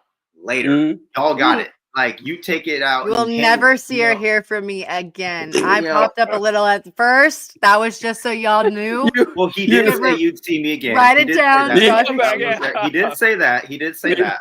But it's just like, this is like wild. Hope you took a picture, motherfuckers. Sorry. And so like, there's just like, like a lot of this doesn't make sense. So it's like, wow, God's like super complicated. And like for me, so like I'll say, like kind of a diva. Sorry, it's just a lot. So chill out, two God. Things. It's like one thing that really kind of caught me. He was like, what's weird? It's like Jesus arrives on Earth, and like, who are the first people he tells that he's here? It's like the shepherds, poor shepherds, like. People that aren't even in like in that time, it's like they're not even they're like young, they're like teenagers. They're not even cool. They're not in the crew. They're like way out there. He's like, I'm gonna send like my announcing team to the shepherds way out there, and no one else is gonna know about this but the shepherds, and then they're gonna come and worship Jesus. Like, why would he send it to them first? Like, or even like back, all you guys are very familiar with, like, why would he make sure that women back in the ancient time were the first ones to know that he rose? Like, why would he, say that, like, no matter what you do, like, my grace is always better than whatever you do? It's like, there's things that legitimately don't make sense. And I'm like, whoa, man, like, so you actually care about like poor people and people that like are overlooked, and like, this is what you want people to do. And like, and so if you really are like that, and there's all these different things you tell people to do, like, hey, you really should, like, you can make all the money you want. Like, I feel like I get so encouraged when I read like 1 Corinthians 12 and 13 back to back. I don't know if you like just take time to like read those two chapters back to back. And it's just like, hey, Go ahead. All right. GJ, Well. Yeah. We'll go over those chapters. I think Kayla has to jump off for a minute. Okay. So, all right. We appreciate it, Kayla. I'm We'll sorry, catch guys. you next. So good. Appreciate it. Bye. But reading those chapters like back to back, it's just like all this stuff that's like so cool that you can do and like gifts and whatever. But God's like, but hey, no, well, Paul's writing it, but it's like I think this is a Paul writing that actually does parallel who Jesus is. Like that's one of those things like one of my criteria about reading. But like it's just like, hey, like the most important thing is loving people. Mm-hmm. Like, doesn't matter who you are, like the most important thing is loving people. And that was Jesus' message this whole time. And so it's like, all right, well, I can buy into this. And mm-hmm. I want, and if this craziness about like how you like work is true and how you want to love, without these limits, like, all right, well then that's a challenge to me to do something different, And so like that kind of like is, I guess, how I got to where I believe, what I believe, and why, how I want to like move through the world, I guess. And this is the thing I actually forgot. Remember, I said I lost train of thought really early. Yeah. Too bad I wasn't here to catch it. So I am just so mad, so angry with how we were taught and raised, because it's just like, if there was something in life that you could have that, I don't know, meant everything to you, I guess you could say, that was just like, oh man, this is a wonderful treasure you can have. And no, you don't really have to do anything to get it. It's just yours if you want it. And you can have it, anyone can have it. You can just enjoy it. And you can also enjoy it, but you can like show other people how to enjoy it and like be in this place. And that is what I feel like is the message of love, that's what I feel that is. Yeah. And I feel like that is not what was told to us. We were told that we had to earn it. We were told not only we have to earn it, once we got it, we had to do our damnedest to like keep it and deserve it, and to look at other people as if they never did deserve it. They weren't good enough for it. And none of that was true. And it's just like, I was coming up, I guess you would say my red flags. It was like, man, like year after year after year after year, I'm like, this isn't making sense. But you keep saying that like, this is how it is. And you obviously, like, you guys can read too. Like, you guys can interpret things, and you're adults. Like, you tell me, I figured this out when I was 14. I'm like, this doesn't make any sense. Like, what you're teaching me, what you're telling, how you're living and telling me are two different worlds. And you were just willfully just teaching me, like throwing this in my face. Like, I have to be, like, this is the only way. And I'm not the smartest person in the world, but I figured it out when I was 14. I was just like, this is stupid. And like, you guys aren't consistent. And that's what I mean. Like, you don't believe who you're teaching me about. And that was the weirdest thing. And then to get to a point in life to be like, I really didn't need all this baggage and stuff. I could have just been myself and been free. Yeah. You know, and like, and just enjoy. Like, I was like, I told April, I was like, man, I don't want to be, I only did not want to be called a Christian. It's like, I don't want to, because I feel like Christians, like, your own life is just shitty. It's just terrible. Like, everything's wrong. Like, you can't do nothing. Like, you can't just express yourself. Like, all this stuff is just, you're just clamped down. And I'm just like, you didn't have to live that way. I didn't have to live that way for so long. I didn't have to have this like disdain and like this judgment on people that I had to like grow out of, and figure out how to not be this way, and work through it now. Like, all those things that like I shouldn't have to have. It's like, you could have just said, hey, Mark, this is what's there, and you can have it and go and live. And that could have been it. And I just wish so bad that that's what it was, and it just wasn't that. I guess that's just my thing. So it with that, So looking back on those days and everything with the folks just with this, it's hard to quantify or to categorize for people how bad like a lot of this stuff was. That like it wasn't just the rules, it was the attitude, you know, just the condescension, like we brought up Mr. Ragland and everything, and how much he loved the fact that all these children were terrified of him. Like he loved it. Like it's what got him out of bed in the morning.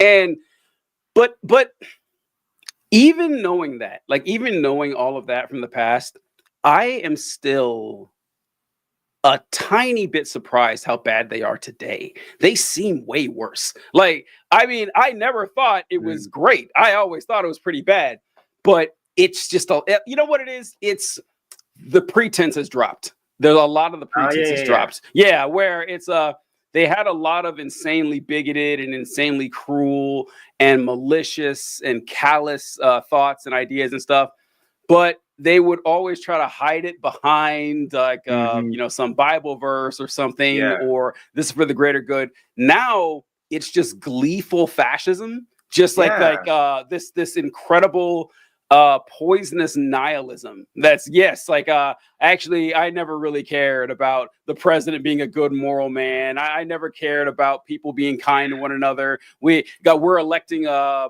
president, not a pastor, and everything. Like I said alongside, I know, right? Yeah, I know.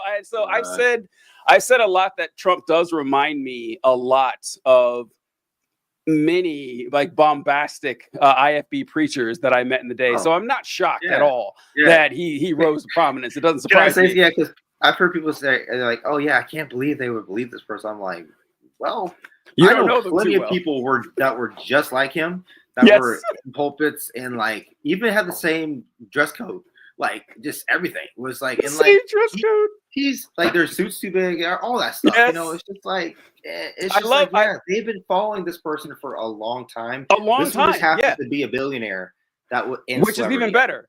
Is even better because this is something you probably noticed too back then. They would always talk about how, you know, well, you know, we don't respect rich people more than poor people. Yes, you did. Yes, you did. Oh like every church I was ever in, the rich people always had more sway because of course they did. Of course they did.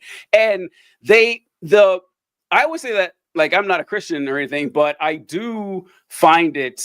I never like when people use the, well, you're not a real Christian thing because of what you mentioned earlier, because pick any time in Christian history, you can find the planet full of the bad Greeks. I mean, they just all weren't Christians, but there are some things that are very clear. And one of the clearest things of Jesus' teaching is that he hated rich people, hated them. He would shit on rich people every chance he got. There's nothing Jesus loved more than dunking on rich people. He loved it. He would always talk about how rich people would never get to the kingdom of heaven. Whenever rich people were dumping their money and a woman gave 2 pennies, like actually that woman gave more because it's more of her actual net worth. But I hear very precious little of that. The story with the rich young ruler, my favorite, when the rich young ruler says, well, Rabbi, how do I get to heaven? And Jesus says, well, you must follow the commandments, you know, love your neighbor as yourself, love God. And he says, oh, I've done all that. He says, great. One more thing. Sell all your stuff, give it to the poor and follow me. And he doesn't do it.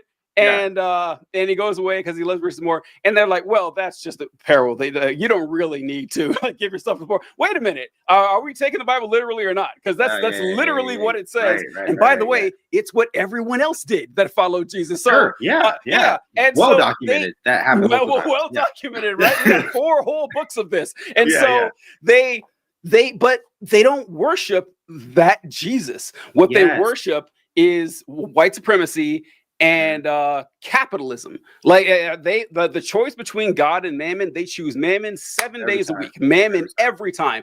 And there was a guy I interviewed from my college, and he said like he's offended on behalf of the God he used to believe in. Like the Jesus that I knew of or whatever would be repulsed at what's going on here, even more than usual, honestly, because it's like that all the teachings that like you could like definitely assign to Jesus, there's one teaching assigned to Jesus that they love, and that's that you go to hell or something if you do something wrong. They love that one. The rest of them, they don't seem to really care a lot about. So I don't know.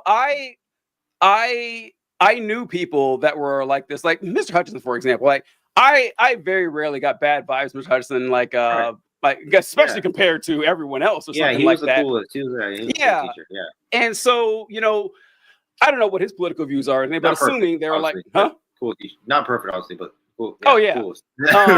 But like folks like that, like folks who you knew who had these same beliefs. I mean, we had them too, those beliefs and everything back then. A lot of them were very kind to me. A lot of them were very nice and very pleasant and everything. Yeah. That sure, I can look back and say that, hey, they had some, real, fucked up ideas, but who didn't? We did too. Right. But seeing them now, they're unrecognizable. Like I don't even see them as the same people anymore. It is like the degradation of this community has been something to behold. Not totally unexpected, I guess, but it is pretty sad to see. Yeah, man. I just feel like there's so much to say to what you just. There's so many things. Yeah, I know. Like it's just. But yeah. They don't care about the obvious things, the building blocks of like what I would hope, like a faith based on Jesus' teaching would be. I remember my doctor who I worked with, amazing person. But he would just ask me, and he's not a religious person either, and he's just like, man, like, I would kind of share like, this is where I'm at, just kind of, so we just get to know each other kind of thing. And he was like, I'm like, man, I'm trying to look for like a church, and he knew I was looking for one for a while. He was like, you find one? I'm like, no, I haven't. And he was like, so like, what are you looking for? I was like, I mean, I want to, because like I would say that like I was trying to explain my faith to him, because I didn't really have like words. So it was this years ago, like 2 years ago, and I was like, man, honestly, I believe that Jesus is real. I believe his teachings, and I want to love people the way he loved people. And I want to find a church that does the same thing. And he was like, doesn't seem too hard. I'm like, well, it is. I was like, well, sir, it's really hard, actually. So it's just like, why is that so hard? I don't know. Like, it's crazy, but yeah. And I remember I read a book. I remember like, around 2020 was like the Jesus I never knew. That's the book. So that's what it was just like. It was about this exact topic, like we were taught about who this person was and how he would be. And it's like, no, this is really like, all this is messed up. What we're seeing here, And one thing to caveat to what you mentioned about the degradation of people, and I want to give a shout out to every single person that went to our school in our time frame that is making something out of their life right now. Yeah, I feel like I am so proud of like every single person. Like I don't talk to everybody. They're not gonna hear me say this, but it's like, man, you left this and like you just got a good career, and you're like taking care, and you live a normal life. Like, I'm just proud, because like we just weren't prepared for it. And, we just were like, we were just taught how to grow up and be in that church. And like, so man, like, just like anybody, like, you know what you're doing, people, like, I'm just so happy for those people that they could like fly away and do something. I could. Guys, especially for those who went to the school, especially, I'm gonna see if I can do this, Mark. I'm gonna be doing a video pretty soon on hold on, give me 1 second. Okay.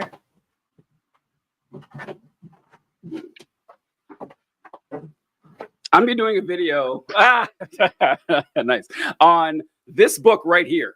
Oh my God. I'm gonna be doing a video talking about a lot of stuff. I've got like 6 or 7 Abeka books.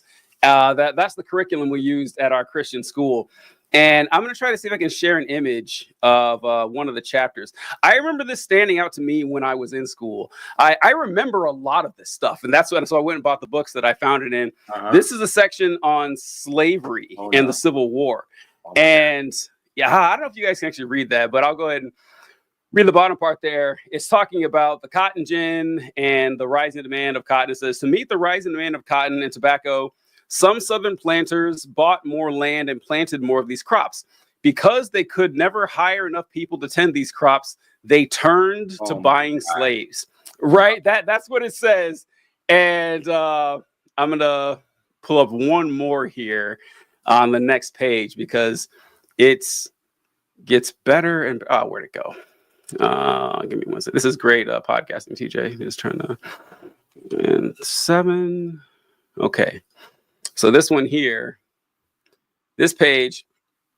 So it says that the plantation owners turned to buying slaves. And in the opposition to slavery growth section, it says, but by this time, the South depended. Many Northerners who had previously ignored the issue began to side with abolitionists. By this time, the South had become dependent upon its slaves. And this is underlined, even though fewer than 5% of the white Southerners owned slaves, and half of these had no more than 5 slaves each. And those were fed well, though, too. It said, and half of them didn't even have 5 slaves. If the Southerners freed their slaves, how could they make a living? And how would the freed slaves earn a living? There were no easy answers to these questions. The Confederate propaganda and apologia and the fascist propaganda just throughout the entire history. But it is. I actually tried doing this a year ago, Mark. I couldn't do it. It was too fucking depressing. Like it was so, and this stuff stood out to me as a kid. Like I was reading, like, that's a weird thing to say, isn't it? That's kind of odd.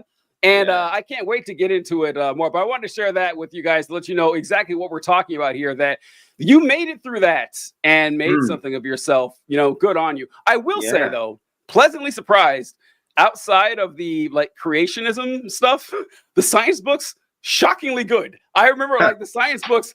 I mean, it talks about, it tells you about gravity, you know, things accelerate towards the center. You should be able to teach science. It's like facts. They're just History is a little more subjective. Interpretation. It happens. They seem to mess up fossil records, though. They got that one wrong. True. But I'm also going to give a shout out to Mr. Tipton real quick. Because what year history book is that you're reading? Oh, God. Oh. I mean, like, what grade? It was 7th grade, I think. That's when I had that, 7th grade, yeah.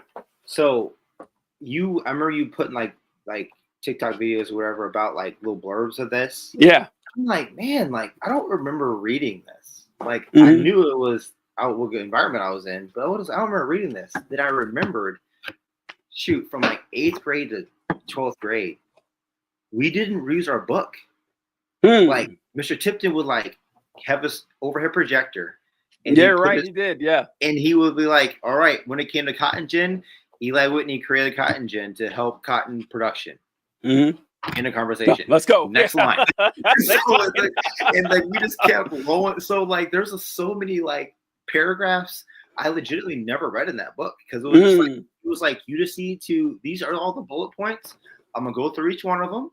You need to write them down and study them, and that's what the test is about. And I feel I had until like I saw like these videos. I'm like, wow, he like really was like, we're taking this out. We're not talking about this. Like protected us from like hearing a lot of stuff. So that's so because you're right. He did use the bullet point thing on his projector and everything. Every day. I can just imagine Mr. Tipton like, oh hell no, hell no.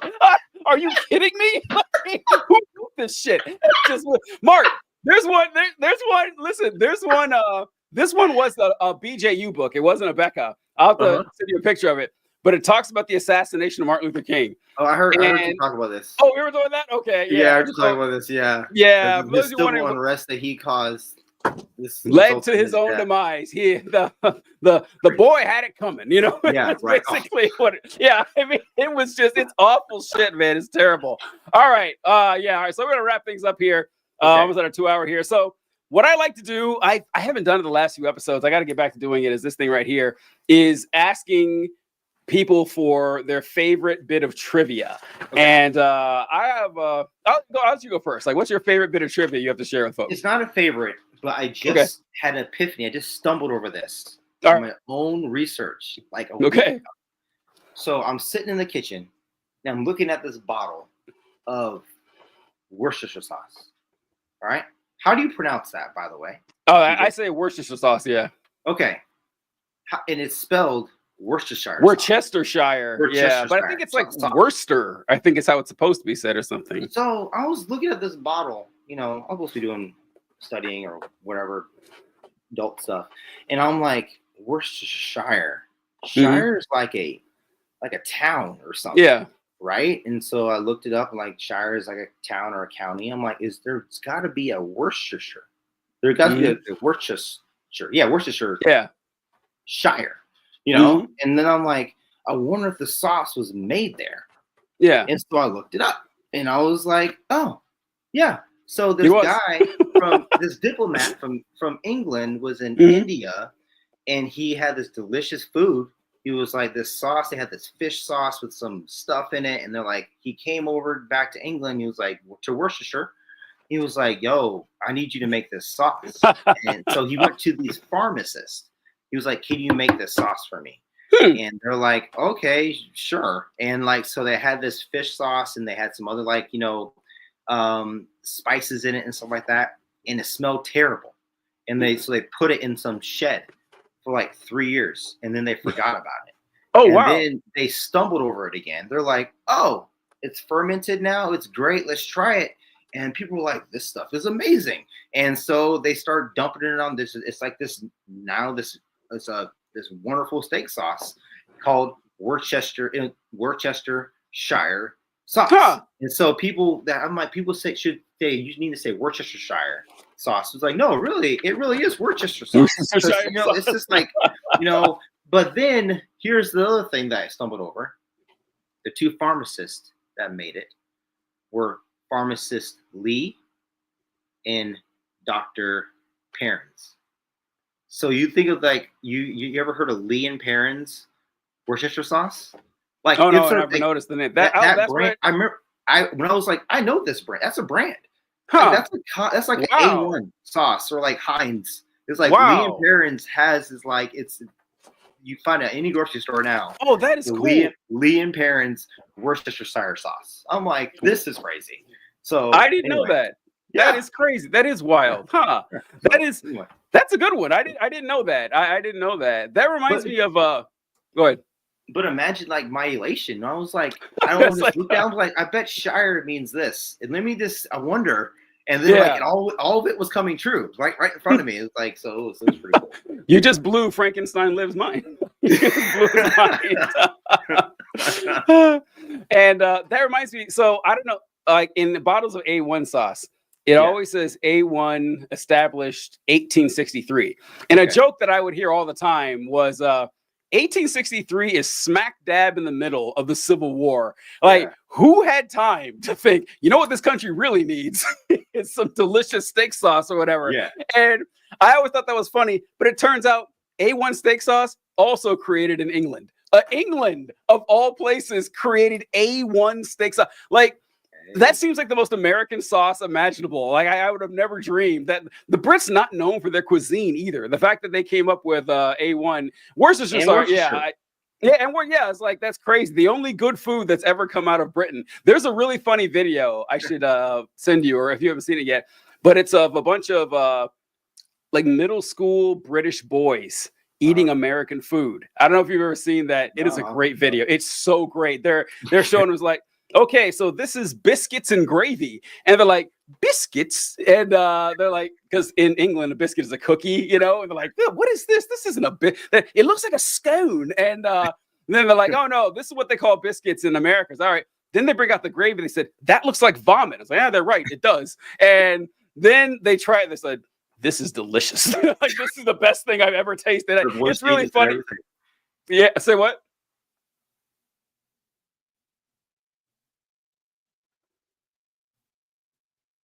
Oh, you're muted. You were. Oh, your mic's not connected. Okay. Oh, there you go. You're back. I lost my AirPods.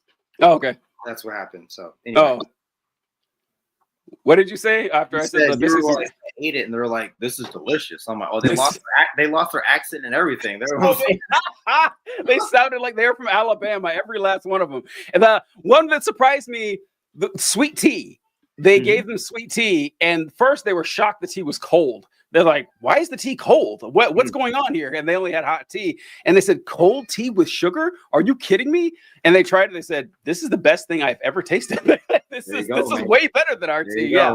So, all right. So the ones I have 3 of them. They're all food related. The first one is with someone you know, and the second one is someone you probably don't. Well, maybe you do. I don't know. But the first one is about a man named Ludwig van Beethoven. And he liked coffee, but he was really particular about how he drank his coffee, and that he would count his coffee beans. And every morning he would count exactly 60 coffee beans and grind them. Not 59, not 61, just the thing he did. It's like, if I'm drinking coffee, 60 beans. I don't know why, but that was just kind of his thing. What a weird thing there. And so what? That's interesting. Okay. Yeah. All right. And the next one is a man named Robert Augustus Chesebro. And Robert Augustus Chesebro was the creator of Vaseline.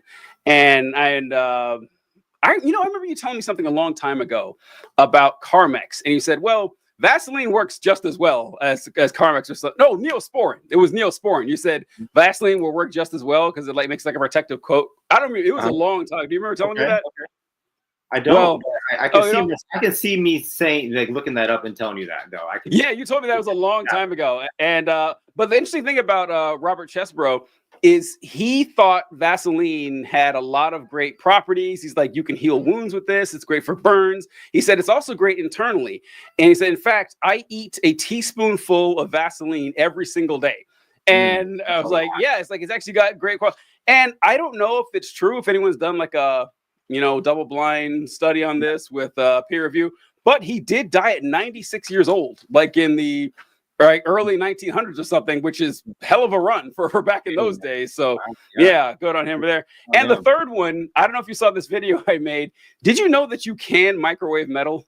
Did you know this? I found this out 3 weeks ago. This is not cool. This is not a good lie. Okay. Mark, 3 weeks ago. 3 weeks ago, I found this out because I was at a hotel and I opened the microwave, and I'll send you the video. I'll send it to you. I opened the microwave and there are 2 metal racks in the microwave. And I looked at it, I was like, is this like a convection oven or something? Is this not actually a microwave? And, say what? Go ahead. I have a thought about this, but go ahead. Yeah. Sure. Yeah. And so then I was like really careful, and I turned it on and it was fine. And I was like, what? And then I started talking to a friend of mine, and they're like, oh, yeah, you actually can microwave metal. It's just only certain types you can't do a certain configuration.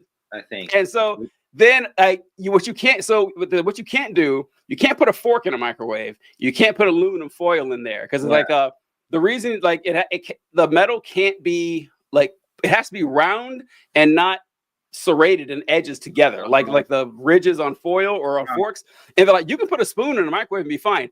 And I was like, you couldn't pay me to put a spoon in a microwave. But I have a video recorded where I did. I thought I sent it to you in Essence. Maybe it's just Essence. Maybe I didn't know what was going on. Yeah, I took the spoon, then I put it in there and like very carefully turned it on. Perfectly fine. Folks, you heard it here. Go out and microwave a spoon. It will be perfect. Your house will not burn down. Like that's a bit of trivia right there. But yeah, I didn't know this. I was 42 years old before I found out you could microwave metal. That's crazy. Well, okay, so everyone on the channel, so I like to talk to. I got 2 things that came out of that conversation. One, you talk about this microwaving. You can microwave metal, and this like the dejection, the frustration I have. It's like mirrored how I felt about Pluto not being a planet. You're just like, you've been telling me this. You've been telling me this all this time. Yeah. Like, this is not cool. Like, I'm so upset about this. So, for the other random trivia, you know how cornflakes were made? Oh my God. You know what? Huh? No, not cornflakes. I meant to say graham crackers. No. Graham crackers. So, like, Frankenstein, whoever, you're gonna be, this will blow your mind too. So this is like there's this like pretty much a cult that was out in like the Netherlands or something, I believe. There were like these guys trying to like make his food like super healthy, like all organic and like no like artificial sweeteners, none of that stuff. And the guy that's leading this cult his last name was Graham. And so he started trying to figure out a way to make like a snack and some food for his people. And like, he got like wheat and like, I don't know, it wasn't sugar, but it was just like whatever his natural foods he had, and like whipped up this cultish, like cracker, and people ate it like, this thing's delicious. And then now we have graham crackers. So, but they its base is in a cult. Yeah. So I didn't know that. Like, to like take away, like, because he was like against like fun, sex, sugar, alcohol. Okay. Like, okay. Not all sex, obviously, but like, most like fun sex, and then like sugar, alcohol stuff. And then he made this cracker to fit into his religion, but it just blew up and everyone loves it. Okay. So you said cornflakes at first. Yeah, I did. And cornflakes has a similar history. Yeah, it is. Okay. Like, all right. So that's weird. Like, because I think the guy that made the cornflakes, his name was Kellogg. I think that's where the Kellogg's comes from. And he made cornflakes for a similar reason. That's so weird. Because the reason that the guy made cornflakes is he wanted to create a breakfast food that would stop boys from masturbating. So like weird. That was his actual goal. He's like, yeah, this will lower your What a hypothesis. Can you imagine that, your master's thesis? Like, I bet this cereal will stop boys from masturbating. I know. Yeah, there was something. Like, how did that get published? There was something about the food. He's like, I bet this will do the trick. This big problem that we have in the United States. I'm your man, folks. I am. That was the Kellogg's guy. I think his name was Kellogg, and he created. Yeah, that is why I know about graham crackers though. That is weird. Yeah, the food history up there. It's we should do a whole nother show on weird origins of food. We did like A1 Worcestershire sauce, and then graham crackers and cornflakes. Yeah, Vaseline. I guess you can eat. Yeah. Oh, again, promise. Another last thing. Let's go. He's just like me. He's just like me. I'm gonna say this. Right. Okay, now I got two. So like, one. I gotta say this. Man, remember when we were in high school? And we was like, it would be cool, like, if I had like this radio show and I could like talk about stuff. You meant sports back then, but you're like, I got this thing and I could just talk and like give my opinions. I'm like, that'd be awesome. And like, we'll do it too. Like, we're doing it. We're doing it. Yeah. It's happening. Like, this is what we have to know. We manifested it into reality. Yeah, this was like over 15 something years ago, like 20 years ago. We talked about doing that, like in your S10. It's like we're just talking about that. And the other thing too, I was a little self-conscious about and worried about coming on the show. Oh, yeah, and because when you came to our house like a couple years ago, and you're here and then you left, and a few days later, I'm like talking to April in the kitchen. I'm like, and I have these mannerisms and stuff. I was like mid sentence, I'm like, oh man, like I'm talking like TJ. Like, it's weird. Like, I picked up your mannerisms, like I'm talking like you, and I was like, oh man, like I can't believe that I'm talking like TJ. And April was like, would you? Like, no, like you talk like this. You always talk like this. You always talk like this. Like those are your mannerisms, Mark. Like that's not for your brother. That's just y'all are brothers. This is what you do. That's funny. And so I was worried about like coming on the show and being like, what if we like talk and like sound the same, and it just looks weird to your audience, like your brother mimicking you and stuff. But like I made it through, and it didn't feel awkward, so I think it was okay. That's funny. No, I would have started doing social media and like that's true. Mark's right. I tell my friends like I always wanted a radio show as a kid. I would talk about it all the time. Like it'd be great to have it. So he's right. I would mention that a lot. But what stopped me from doing this a long time earlier, I've been doing this like almost 3 years now, I think, is that I was terrified of hearing I hate the sound of my own voice. Like most people, I don't like the sound of my own voice. But then I remember talking to you once. I was like, man, Mark sounds a lot like me. I don't think I ever noticed it until I was like, I didn't realize how similar our voices were. That's interesting. But yeah, that is true. I don't know. Yeah. Catching your mannerisms that you get from your parents are also kind of funny. I've noticed a lot. There was a mom's dad, our grandpa, Lester Smith. I remember seeing him. And when he came to visit us one time, and there was like a glass of tea on a table, and he took a sip and he put the tea down. And he went, and I was like, look at grandma doing that. I do it all the time. I was like, I do it all the time. I do it all the time. And I was like, oh, every time I do it, I was like, yeah, just like what grandpa did and everything. And I only met that guy like 4 or 5 times. Right, and I picked up mannerisms or whatever. But one of the things dad does that's always driven me crazy is that dad will tell the same story 400 times. I find myself just like, oh man, I was like, if I've told the story, please stop me. Please stop that. Because I end up telling the same stories over and over too. But I don't know. I'll like push people when I laugh. I got that from dad where like, hey, you drink.